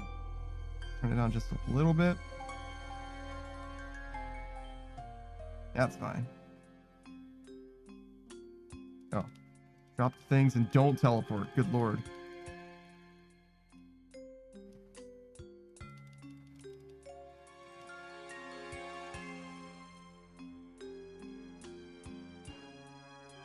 Oh man, my 100k an hour. What are you doing?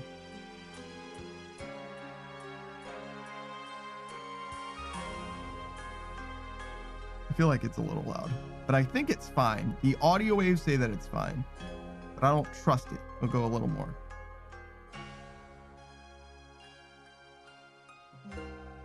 Just a little bit more. I'm sure it'll be fine now. People are going to be so mad at me if it's not.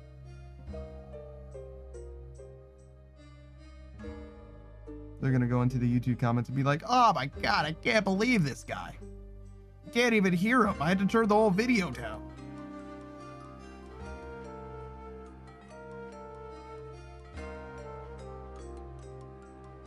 Have you ever tried editing videos before, Saku? I have done some basic editing. I've only trimmed stuff like lengthwise down or like spliced videos together. I've never done like proper edits, like any effects or anything like that, or even like audio mixing or anything like that. So I think technically I have edited stuff before, but only at like the very most basic level. You know what I'm saying? Were you working on like a project or something, or was it for YouTube or what? I was making a meme for a Ragnarok Online stuff that was happening in the server. Sure. I've made some meme stuff before. Guild drama, so to speak. Oh, good. But everyone liked the meme. Good. It didn't matter which side you were on, everyone found it funny. Fantastic. Whose side were you on? One of the three. Gotcha. Fair enough. The side of the memes, brother. I'm just here for the memes.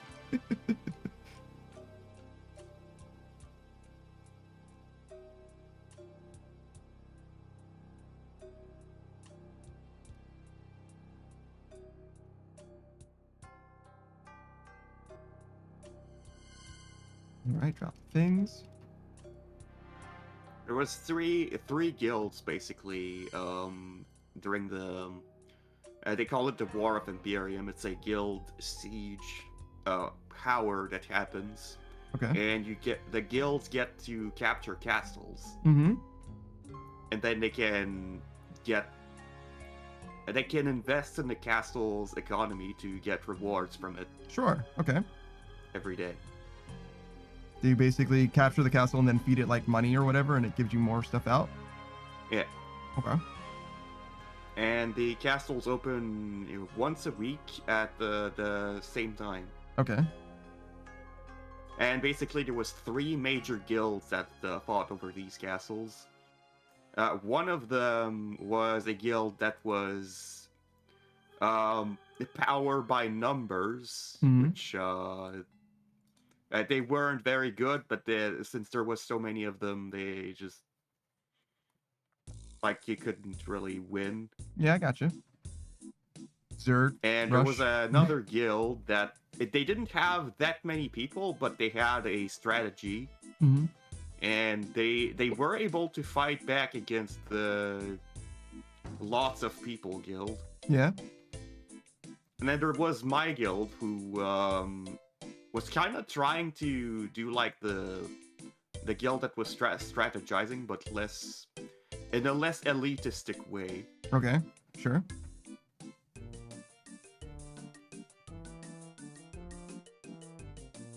And that was pretty much it. Yeah, sure. Gotcha. And I found a strategy to be able to make because the guild that had a lot of people, what they did was they would rush past everyone else and then try to destroy the Imperium.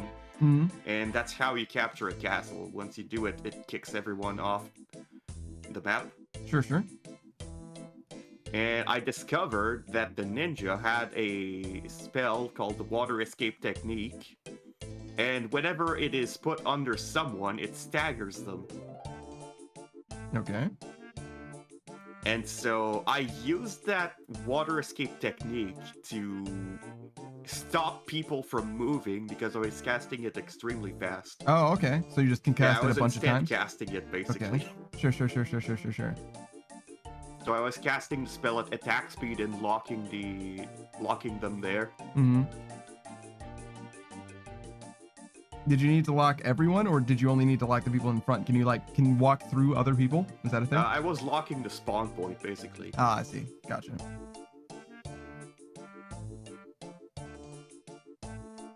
Interesting.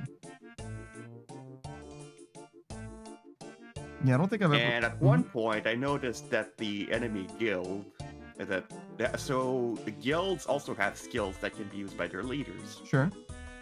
One of those skills is emergency call. But the skills can be interrupted in certain ways, like that one doesn't instant cast. Mm-hmm. And one of those ways is to use provoke from the swordman's skills. Okay, like a taunt, and basically? Normally all that does is it makes a mob attack you, but okay. On players, it just makes them... it makes them have more attack and less defense, actually. Okay, sure. Interesting. But apparently it does interrupt casting times. Okay, so it also interrupts casts, but there's a trade-off associated? Sure. And at one point I noticed, that provoke doesn't work on that guy anymore. How is that? Mm-hmm. How is that happening? Wait, are they using the undead armor? I asked, so I told everyone, okay, everyone should be carrying Yggdrasil leaves, which is a resurrection item like a phoenix down. Okay, sure. And so you can cast that on someone who has an undead armor, and it will instant kill them. I see. Interesting. So I had everyone carry that, and they did try again. We spotted that, and we started casting res on him. Casting resurrect on someone to kill them is one of the funniest ways to kill someone in gaming. I'm gonna be honest. I have it even funnier. Yeah? I use an undead armor, and I reflected the damage. So So if they cast res on me, they take the damage I would have taken. I see. Fascinating. All right. So they tried to kill you with resurrect, but instead they died themselves. Fascinating. Yeah, because I have reflect magic, and I can easily put it back on. Mm-hmm. That's pretty good too. Oh, there's a classic, somewhat related. I think it's technically working as intended, but it's a little bit of an exploit as well. Basically, there's a spell in Final Fantasy. I think it's called it's like a Doom equivalent or whatever. So it's like guaranteed death, but it doesn't work on bosses, right? But there's a spell that makes it so that I think the idea is like it makes an enemy immune to all effects like all physical effects. And as a quirk, the trade-off is they are now vulnerable to particularly Doom, and that spell works on anything. So it's like 2-piece combo, any boss, you can instantly kill them or whatever. It's like whoops. Original, I think it's like the original Final Fantasy or something like that. One of those where it's like you can just like combo it and guaranteed kill anything in like 2 spells or whatever. It's like it's definitely similar to your resurrect killing, where it's like it's just a weird way of interpreting how the first spell works to make it so that the second spell kills them. I don't remember the details, unfortunately, but it's very similar in concept, at least, to that. I did some extremely funny shit with that character. The very first time I built the character, like I was like, okay, I'm gonna play this character in the Soul Linker, and I'm gonna PvP with it, even though all my skills that do PvP are disabled, basically. So I thought, okay, so whenever someone casts magic on me, it reflects, and the damage is based on the damage I would have taken. So what if I reduce my resistances by 200% to all elements, except non-elemental? And there was a piece of equipment that did that. I see. So why accept non-elemental? Because the card gave you resistance to that element. Okay. So it just worked out. Sure. It gave you resistances to non-element, but made you have a minus 50% to all elements. I see. So it was just the best way that you could increase the damage that you would be bouncing. It just happened to be resistant to non-elemental. Yeah. Gotcha. And I put 4 of those.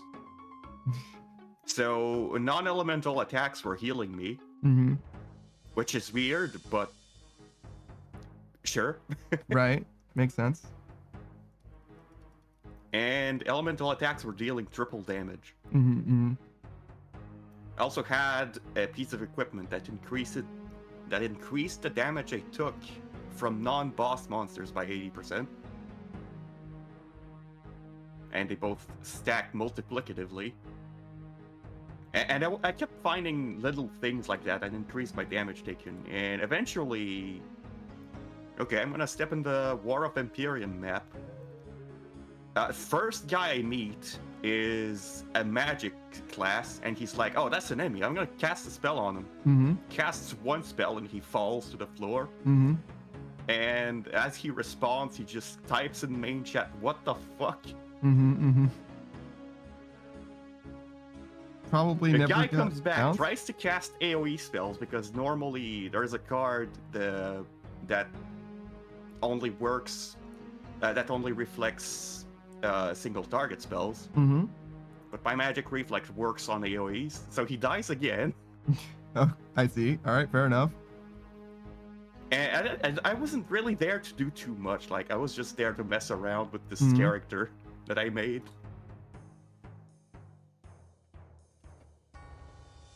But I ended up discovering so many things. Such as, there was a limit on the damage it would take, and it would roll over to positive. Like, it would roll over to negative damage and heal instead. That happened with the resurrection spell. I amplified the damage so much that resurrecting while I was wearing the undead armor would heal. So it was a full heal instead. So strange. Okay. It literally just rolled over, and so even the thing that would be the best at killing you doesn't kill you anymore, just because it rolled over from killing you? Yeah, and it would still reflect too, so if the guy had lost a bit of HP, well, he would get full healed. I see. Interesting. Wow, what a weird thing. All right. The most broken I discovered was that I was able to instant cast my self-res buff. That normally you can't reduce the casting time by dexterity.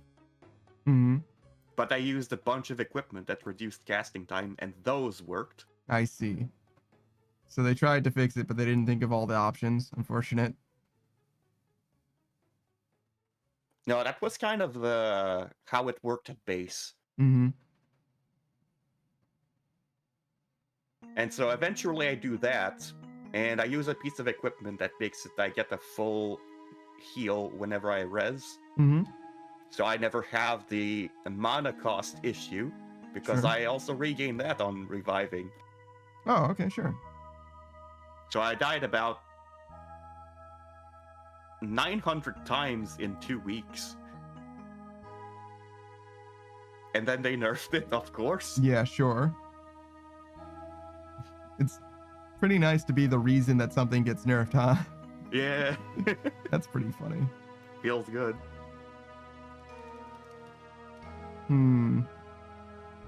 I found a way to force someone to cast a spell on me. It's worked against one specific class. Yeah. And a professor who has a double cast skill. Okay. Which makes it they can double cast a firebolt, a cold bolt, or a lightning bolt spell. Okay. If they had that buff active, the double cast, I could give them my magic reflect buff, and then use a firebolt scroll on them that causes them to reflect the firebolt, which triggers their double cast, and they cast their own firebolt, and then I reflect that firebolt back to them. I see. So it needed to be something that they cast in order to reflect it, is the idea? Yeah, it has to be something that can be double casted. I see. Interesting. And I don't have any sort of firebolt, so I have to use scrolls. Yeah, sure. Did you ever run into a problem where, like, someone would just, like, not attack you otherwise? Like, could you do something to someone who just doesn't attack you? No. I can't always force people to attack me, but I can run into my allies and hope they make the mistake of clicking me. I see. Basically a player trick. Yeah. A skull trick, yeah. That's very funny. All right. I mean, if it was works, a wizard, it was easy. They always cast AoE spells that spanned like the entire screen. Yeah. Why wouldn't they? Except for, you know, the guy that reflects everything. Makes sense. Goddamn. That's a pretty nasty thing you got going on over there. Yeah. I'm glad it's dead and gone. And that character is what I based my VTuber model on. Oh! I see. So you're a reflect guy.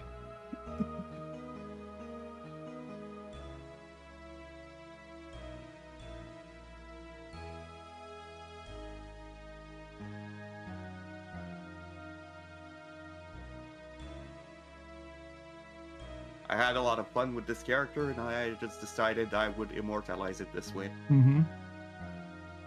And the one thing that guy needs to be is immortal. I mean, to be fair, it is a karmic justice sort of a thing. He's really not inviting any harm onto others. It's really whatever you invite onto yourself.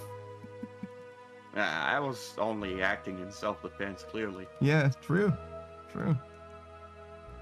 Get down, Mr. President!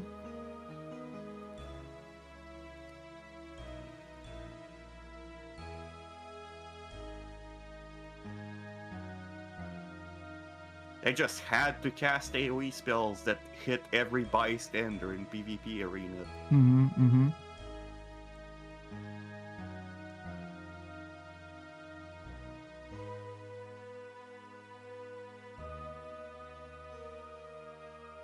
And eventually I was just trying to min-max and trying to make most out of it. So I found things like I was able to throw stone to freeze people. So... or break their equipment if they're not chemical protecting. Why would their equipment be chemical protected? Why would it even do that? That was a thing. chemical protection protected against equipment breaking. I see. I mean, I get it as a mechanic, but it's like one of those things where it's like, I'm in PvP. Who would do this? I would. Hey, what's up, the Fish Empress? Yeah, we're vibing. We're only gonna vibe. Normally, you can't dispel a chemical protect, but we found a way to dispel it in one very specific way. Did you just make him take a bath? Like, what do you mean? There's a spell called the Tarot Card of Fate, which rolls a random card. And one of those cards happened to be a sort of super dispel. Okay. It completely removed all status buffs and debuffs. Okay. And no matter what it was. I see. And that removed the chemical protection. Fascinating. Did you know there's a move in Pokemon that's similar? It's called Haze, I think. Haze. Yeah. All it does is remove all stat changes, like fully resets the board. Yeah. Except for like one thing, and that one exception is like borderline game breaking in that one case where it's like, why didn't you just let it be for this too? Let me see if I can find it. But yeah, that's very interesting. So you use a tarot card to have that effect, huh? Yeah, that was a spell from a certain class. Sure.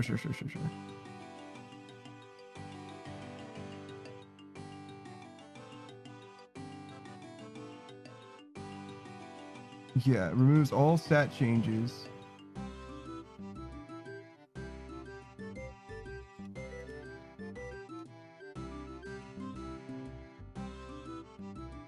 But there's one thing that it doesn't affect. Oh god, I was watching a Wolfie VGC. He's a Pokemon YouTuber and also streamer, I suppose. He was explaining like there's this one particular interaction is like extremely upsetting that it works this particular way. And I don't remember what it was, but it does involve haze, I'm pretty sure. Fish Shepherd says we do a small amount of vibing. I made 50 mil making goading potions last night. Good. Making goading potions. Like, were you just like buying the ingredients and selling them, the goading potions on the GE? What do you mean? Pretty goated. That is so fucking goated with the sauce. God damn. It was 50 you gold. Your skill that costs a lot, but you gained a lot instead. Fish Empress says it was 50 gold per experience making goading potions. It's only 10 gold per experience now. So basically you're saying it was just profitable to make them at the time and you made 50 mil from it. Holy That's awesome. Shit. Wait, 50 gold per experience? So you got like 1 million herblore experience? Holy shit. Still profitable and I'm making them again? Yeah, shit. Fuck, I should be making them right now. I'm not gonna. 10 GP per XP is still pretty solid. Mm-hmm. I mean, fucking 0 gold per experience. Wait, 1 gold per... I need the... You get what I'm saying. Like, not making a profit is worth it. 0 gold per experience would be worth it if I'm making a decent amount of experience. You get what I'm saying? I was like, 0 gold per experience sounds like I'm not getting any gold or experience. And I'm like, wait a second.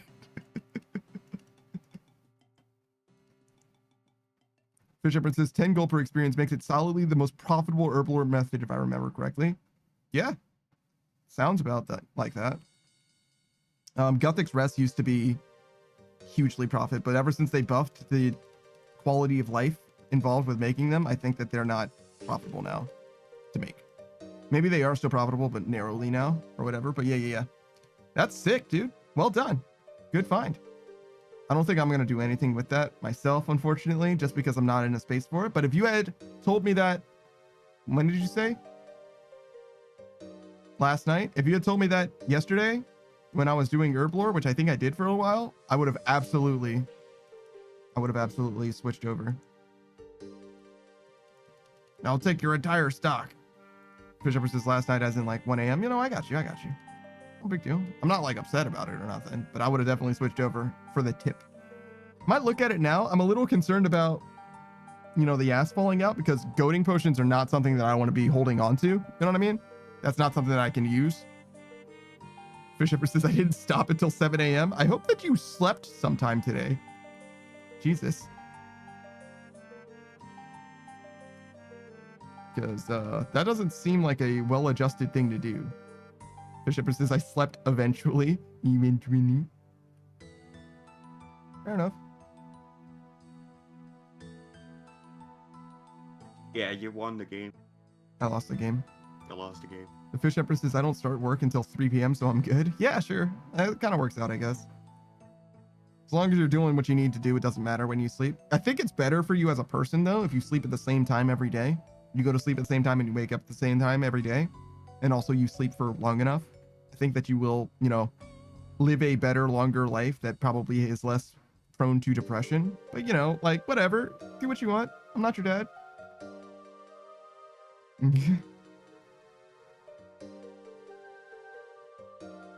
But yeah, no, that's awesome. I'm glad to hear it. What did you do with your 50 mil? Anything? Bishop says, you're telling me it's good if you sleep long enough? Now this is worth looking into.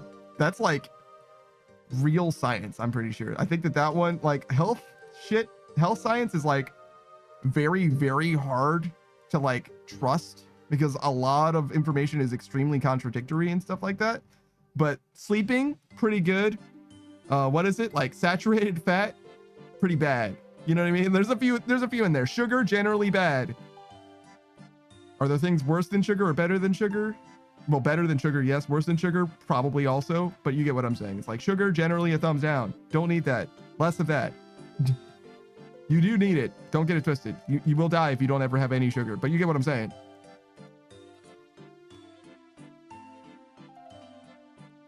Fish Empress is worse than sugar. Perhaps arsenic. Yeah, I think arsenic is worse than sugar. Yeah. The Fish Empress says, I put the 50 mil back into Aldarium. I'm making them into goading potions as I type. Aldarium, I guess, is the unfinished potion for goading potions. Because it's Huasca, right? Wait, no, Huasca becomes the unfinished potion. So Aldarium must be the other thing. Yeah, the secondary. Do you have the funny glasses? Of course you do. Of course you have the funny glasses, which you are using to optimize your rates for secondaries so that you are able to reuse them frequently. Unfinished is Harlander? Oh. Really? Okay. What does Huasca become? Does Huasca only for the prayer potion? The prayer regen potion then? Yeah. I thought it was for both of them. My bad. Shows what I know. Fish Empress says, without the funny glasses, goading potions are actually abysmal. I'd be losing 40 gold per experience. Yeah. I did know that the gold per experience matters a lot. Or no, the glasses matter a lot for secondaries, but it's not, there aren't a lot of expensive secondaries, except for the thing that you're looking at right now. I hope you don't lose your ass, by the way. Okay, that seems fake. Yeah? I'm looking in the wiki right now. A Huasca potion unfinished. When you make it from the Huasca and the vial of water, you get a 7k profit per potion, per unfinished potion. That does not seem real at all. Just to make the unfinished potion? Yeah. It doesn't seem real because you could just buy a lot of them, bring them to the dude in what's it called? In Narda that turns them into unfinished potions. Pay the guy 200 per potion, and then bring them back to the Great Exchange for a massive profit. Yeah, that definitely doesn't sound real, but maybe I'm going to check in on that just in case it might be. Just to see, you know what I mean? Just as a prank, real quick. Let me just go ahead and see. It's actually 1.2k. 1.2k is still good. It was 7k before and it was 1.2k, and you said it was 200 gold per or whatever? Yeah, like the Huasca unfinished potion is 16k, right? Mm-hmm. The Huasca is 9k. Yeah. The Fish Empress is actually 1.2k, and I imagine they're saying the profit margin is 1.2k. And the thing that you're looking at on the wiki is just a little bit outdated. I'm looking at the wiki, so it's probably a lot of desync.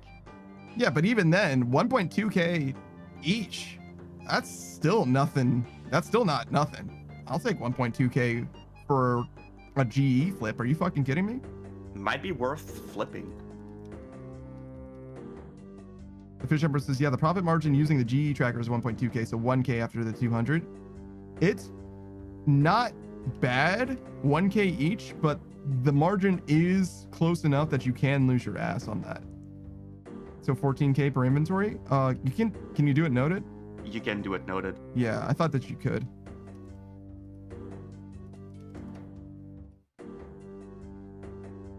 So yeah, I don't know if I'd be willing to risk it all on that. I feel like they probably are already doing this. If anyone else saw it. Mm-hmm. Yeah, I would be very concerned about losing your ass on it, and also the through rate. You know what I mean? What the like actual market demand for the item is, because if you are trying to sell it for that kind of a profit and there isn't enough demand to absorb it, you know what I'm saying? You're just going to be left holding the bag. Yeah. 8k volume for unfinished, that isn't very much. So you definitely don't want to spend your whole life on it. But still, 8k, 1,000 profit, that's 8 mil, right? I think I'd do a batch of 100 to test the waters. Yeah, I wouldn't do a lot, though. And if it doesn't work, well, it's my loss. Yeah. And it's not like a lot of my cash stack. Mm-hmm. I know there's a lot of different things in the GE that you can make money off of like that, but I don't know enough about it to be comfortable making most of those types of calls. You know what I'm saying? I know enough to like check a few things, but I'm gonna forget something and like lose my ass. You know what I'm saying? And so I'm not trying to like gamble in a big way, but if I can flip money right now and make money right now, I'm down with it, obviously.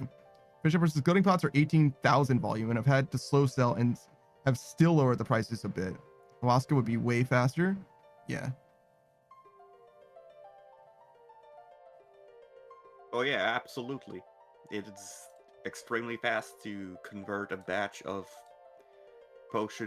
a batch of herbs into unfinished potions. Sure. I think the Fish Empress was saying that the price would drop way faster.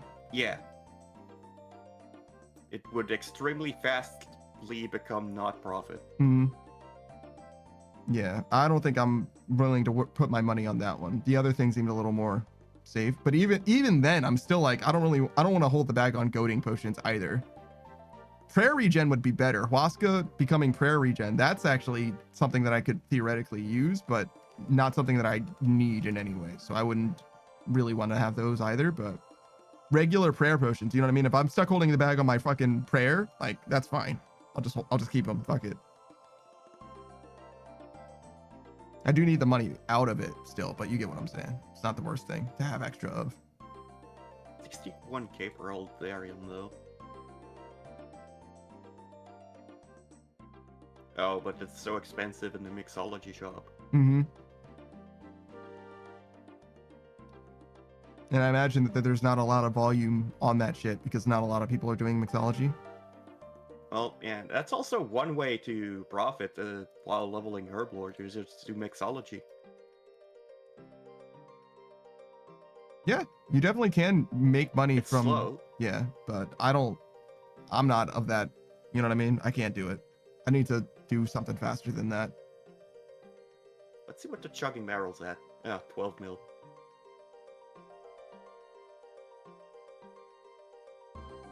The Bishop says it is one of the most profitable, if not the most profitable method because of how much Aldarium is worth. For training Herblore, I agree. Technically, you can still make money through Herblore just by making unfinished potions, right? You don't get XP for making unfinished potions. Yes. But you do get money for it, though. Selling it to people who are training prayer is totally an option.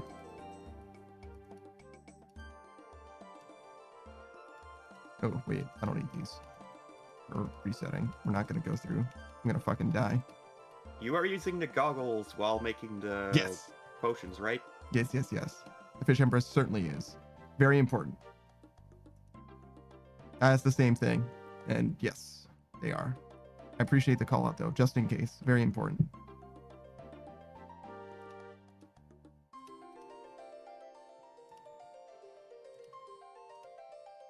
What am I doing? Food? This guy. And possibly the Alchemist Amulet. Oh yeah, no, well actually, does the Amulet of Chemistry even work? I'm using both mixology rewards? Oh yeah, it's a potion. I didn't know that the goading potion had 4 doses or whatever. I didn't know if it was just like a one thing. It does work and it's very important, sure. Makes 3 dose potions, and you have a 15% chance of getting a 4 dose instead. Yeah, gotcha. Sick nasty, even. Plus 1 dose is plus profit. Yes, it sure is. It's not huge as far as like the rates or anything, but it definitely adds up over time. No reason not to. It's free, especially it's as a a shame main. that it's too much ass to get Amulet of Chemistry as an iron. Oh yeah, no, it's terrible as an iron. As a main though, you can just buy those motherfuckers by the boatload. Give me 300,000 of them motherfuckers, sure. Just charge that dude up as much as it can hold. Hell yeah. Fish Empress says it does work and it's very important. Without the amulet, it would be a modest loss, I think. Yeah, I think it was profitable for me to do prayer when I did prayer soon after mixology was added, because it was like a loss before, but now or after it was like an actual profit to do prayer potions or whatever. And anything that involves prayer potions, obviously, newsflash, right? If you're dealing in prayer potions, it's very consistent as far as, you know, like the volume, you know what I mean? People are always gonna want prayer potions, so it's fine. You'll be okay, right? It's one of those things, right? So like, I'm very happy to take a loss there and run the risk of getting a decent amount inventory wise. Fish Empress says dealing in prayer potions makes it sound like a drug. Hey kid, want some prayer? True, it does a little bit. Have you seen the episode of Doctor Who, Fish Want Empress? some of my Severus Snape grass juice? No, I don't want your Severus Snape grass juice. He seems like a bad guy. There's an episode of Doctor Who where they deal in emotions, like patches that give you an emotion, and there's like happiness and like a little bit of sadness, a little bit of anger or whatever, and the society like dies, like actually dies like overnight, because they came up with a new one, bliss. And as soon as you hit bliss, you just don't give a fuck about anything. Like you just like literally just rock that bliss until you fucking die.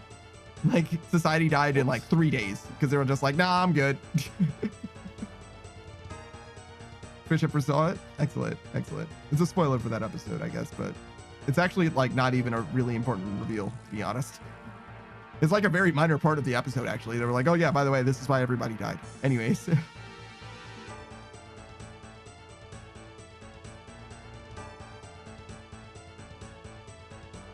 But yeah, no, I appreciate the insight, and I'll definitely keep an eye out.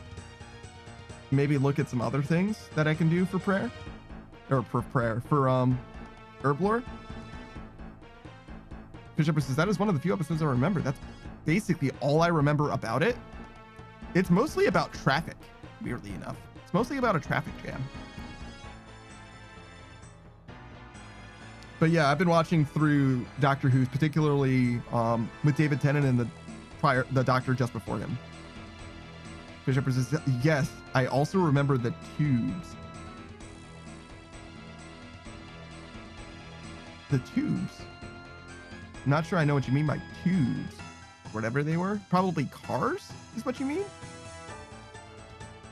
I feel like this music is just a little bit loud.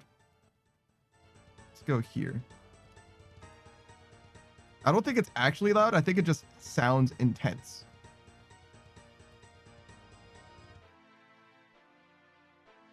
I think I turned it down too much. Yeah, it's probably better.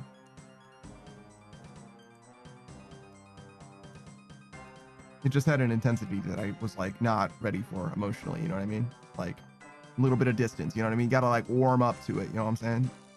Like maybe some like wine. You know what I mean? Some moonlight, a little bit of soft piano, something. Gotta warm me up to it.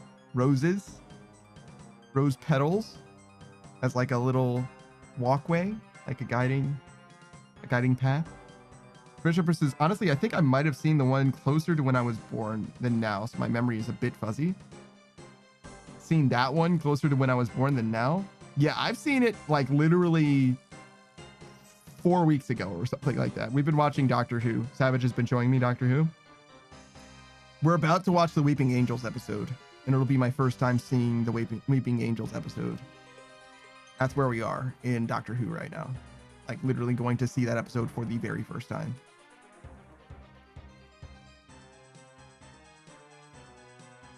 I think you mean Doctor Who. Yeah, you're right. My bad. Sorry. Excuse me. I'm not like a, very, avid fan. I'm very new to the fandom.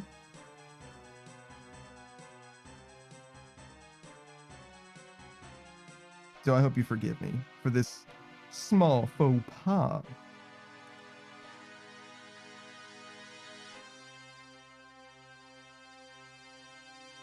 All right, so yeah, we got a good amount of experience here. Obviously, we're going to end at our normal time, unfortunately.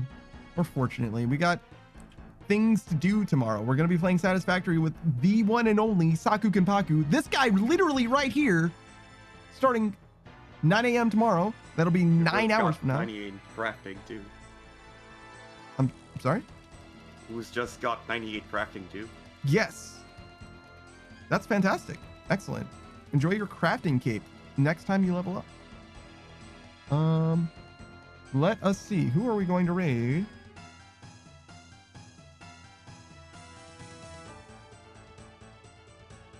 Nobody's playing. Yeah, nobody's playing Oldschool Runescape.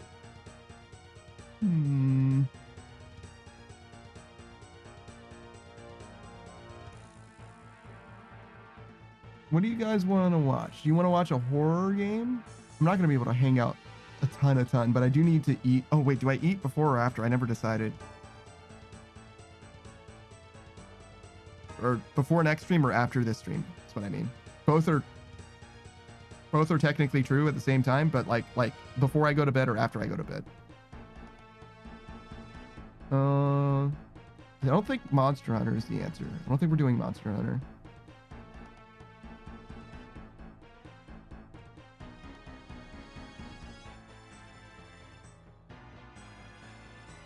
The Fish Empress says, if it's a fandom, then why doesn't the streamer sub to us?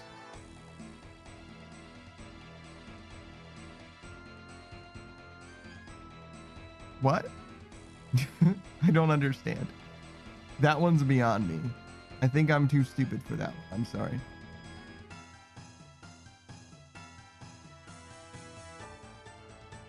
The Fish Empress says, I went too many layers deep. Yeah, sorry. I'm way more stupid than you seem to think I am. You have to explain it to me like I'm 5, or I won't understand. Smaller words.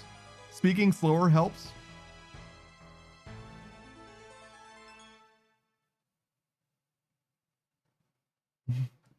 Louder also. Very important. I only believe people if they speak loudly enough. Fish Empress says, fandom implies that the fans are DOMs, implying that the streamer is a sub. But sub has multiple meanings, and I'm now using it like subscribe. If it's a fan DOM, then why doesn't the streamer sub to us? Jesus Christ. That is like... that is like 4 levels deep. Holy shit.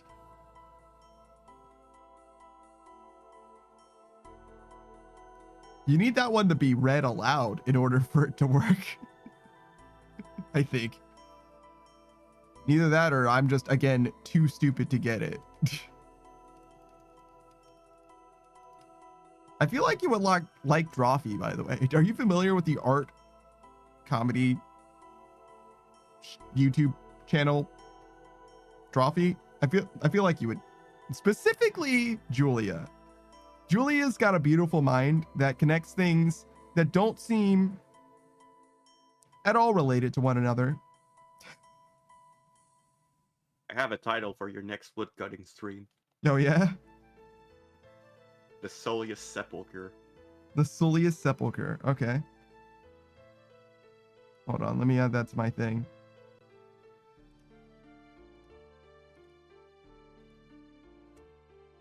The Soleus Sepulchre. Perfect. It's a note, so I won't forget. I'll see it next time. Let's go. The Fish Upper says, I just got a Joker-themed State Farm ad. I thought it was advertising a new DC movie or something. Yeah. It's weird that it's Joker without being DC in any way. It's just State Farm, I guess. That definitely seems odd to me, but I mean, okay. Sure, I guess. I know that the Joker doesn't fuck with fucking the IRS, right? So maybe he takes, you know, that tax kind of shit seriously, I guess. I don't know. I don't know what to say about that. Fishhipper says the Joker would be an absolute menace as an insurance salesman. Do you want to make me see this, or do you want to see this sale disappear? And he slams your face directly into the fucking invoice.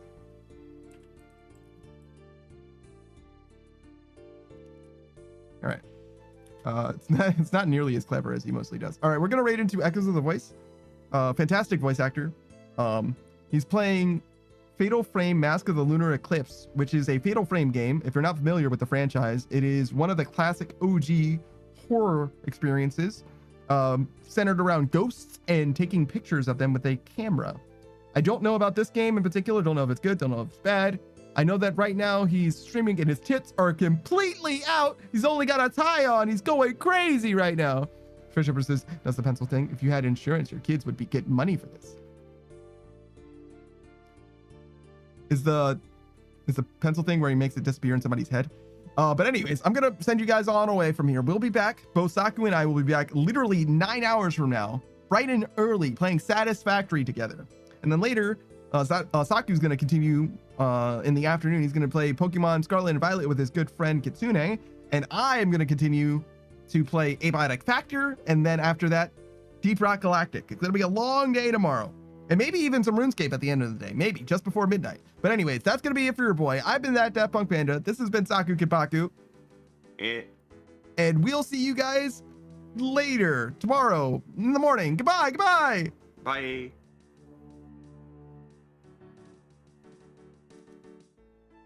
All right, there we go. End the thing. End the thing. Do the thing.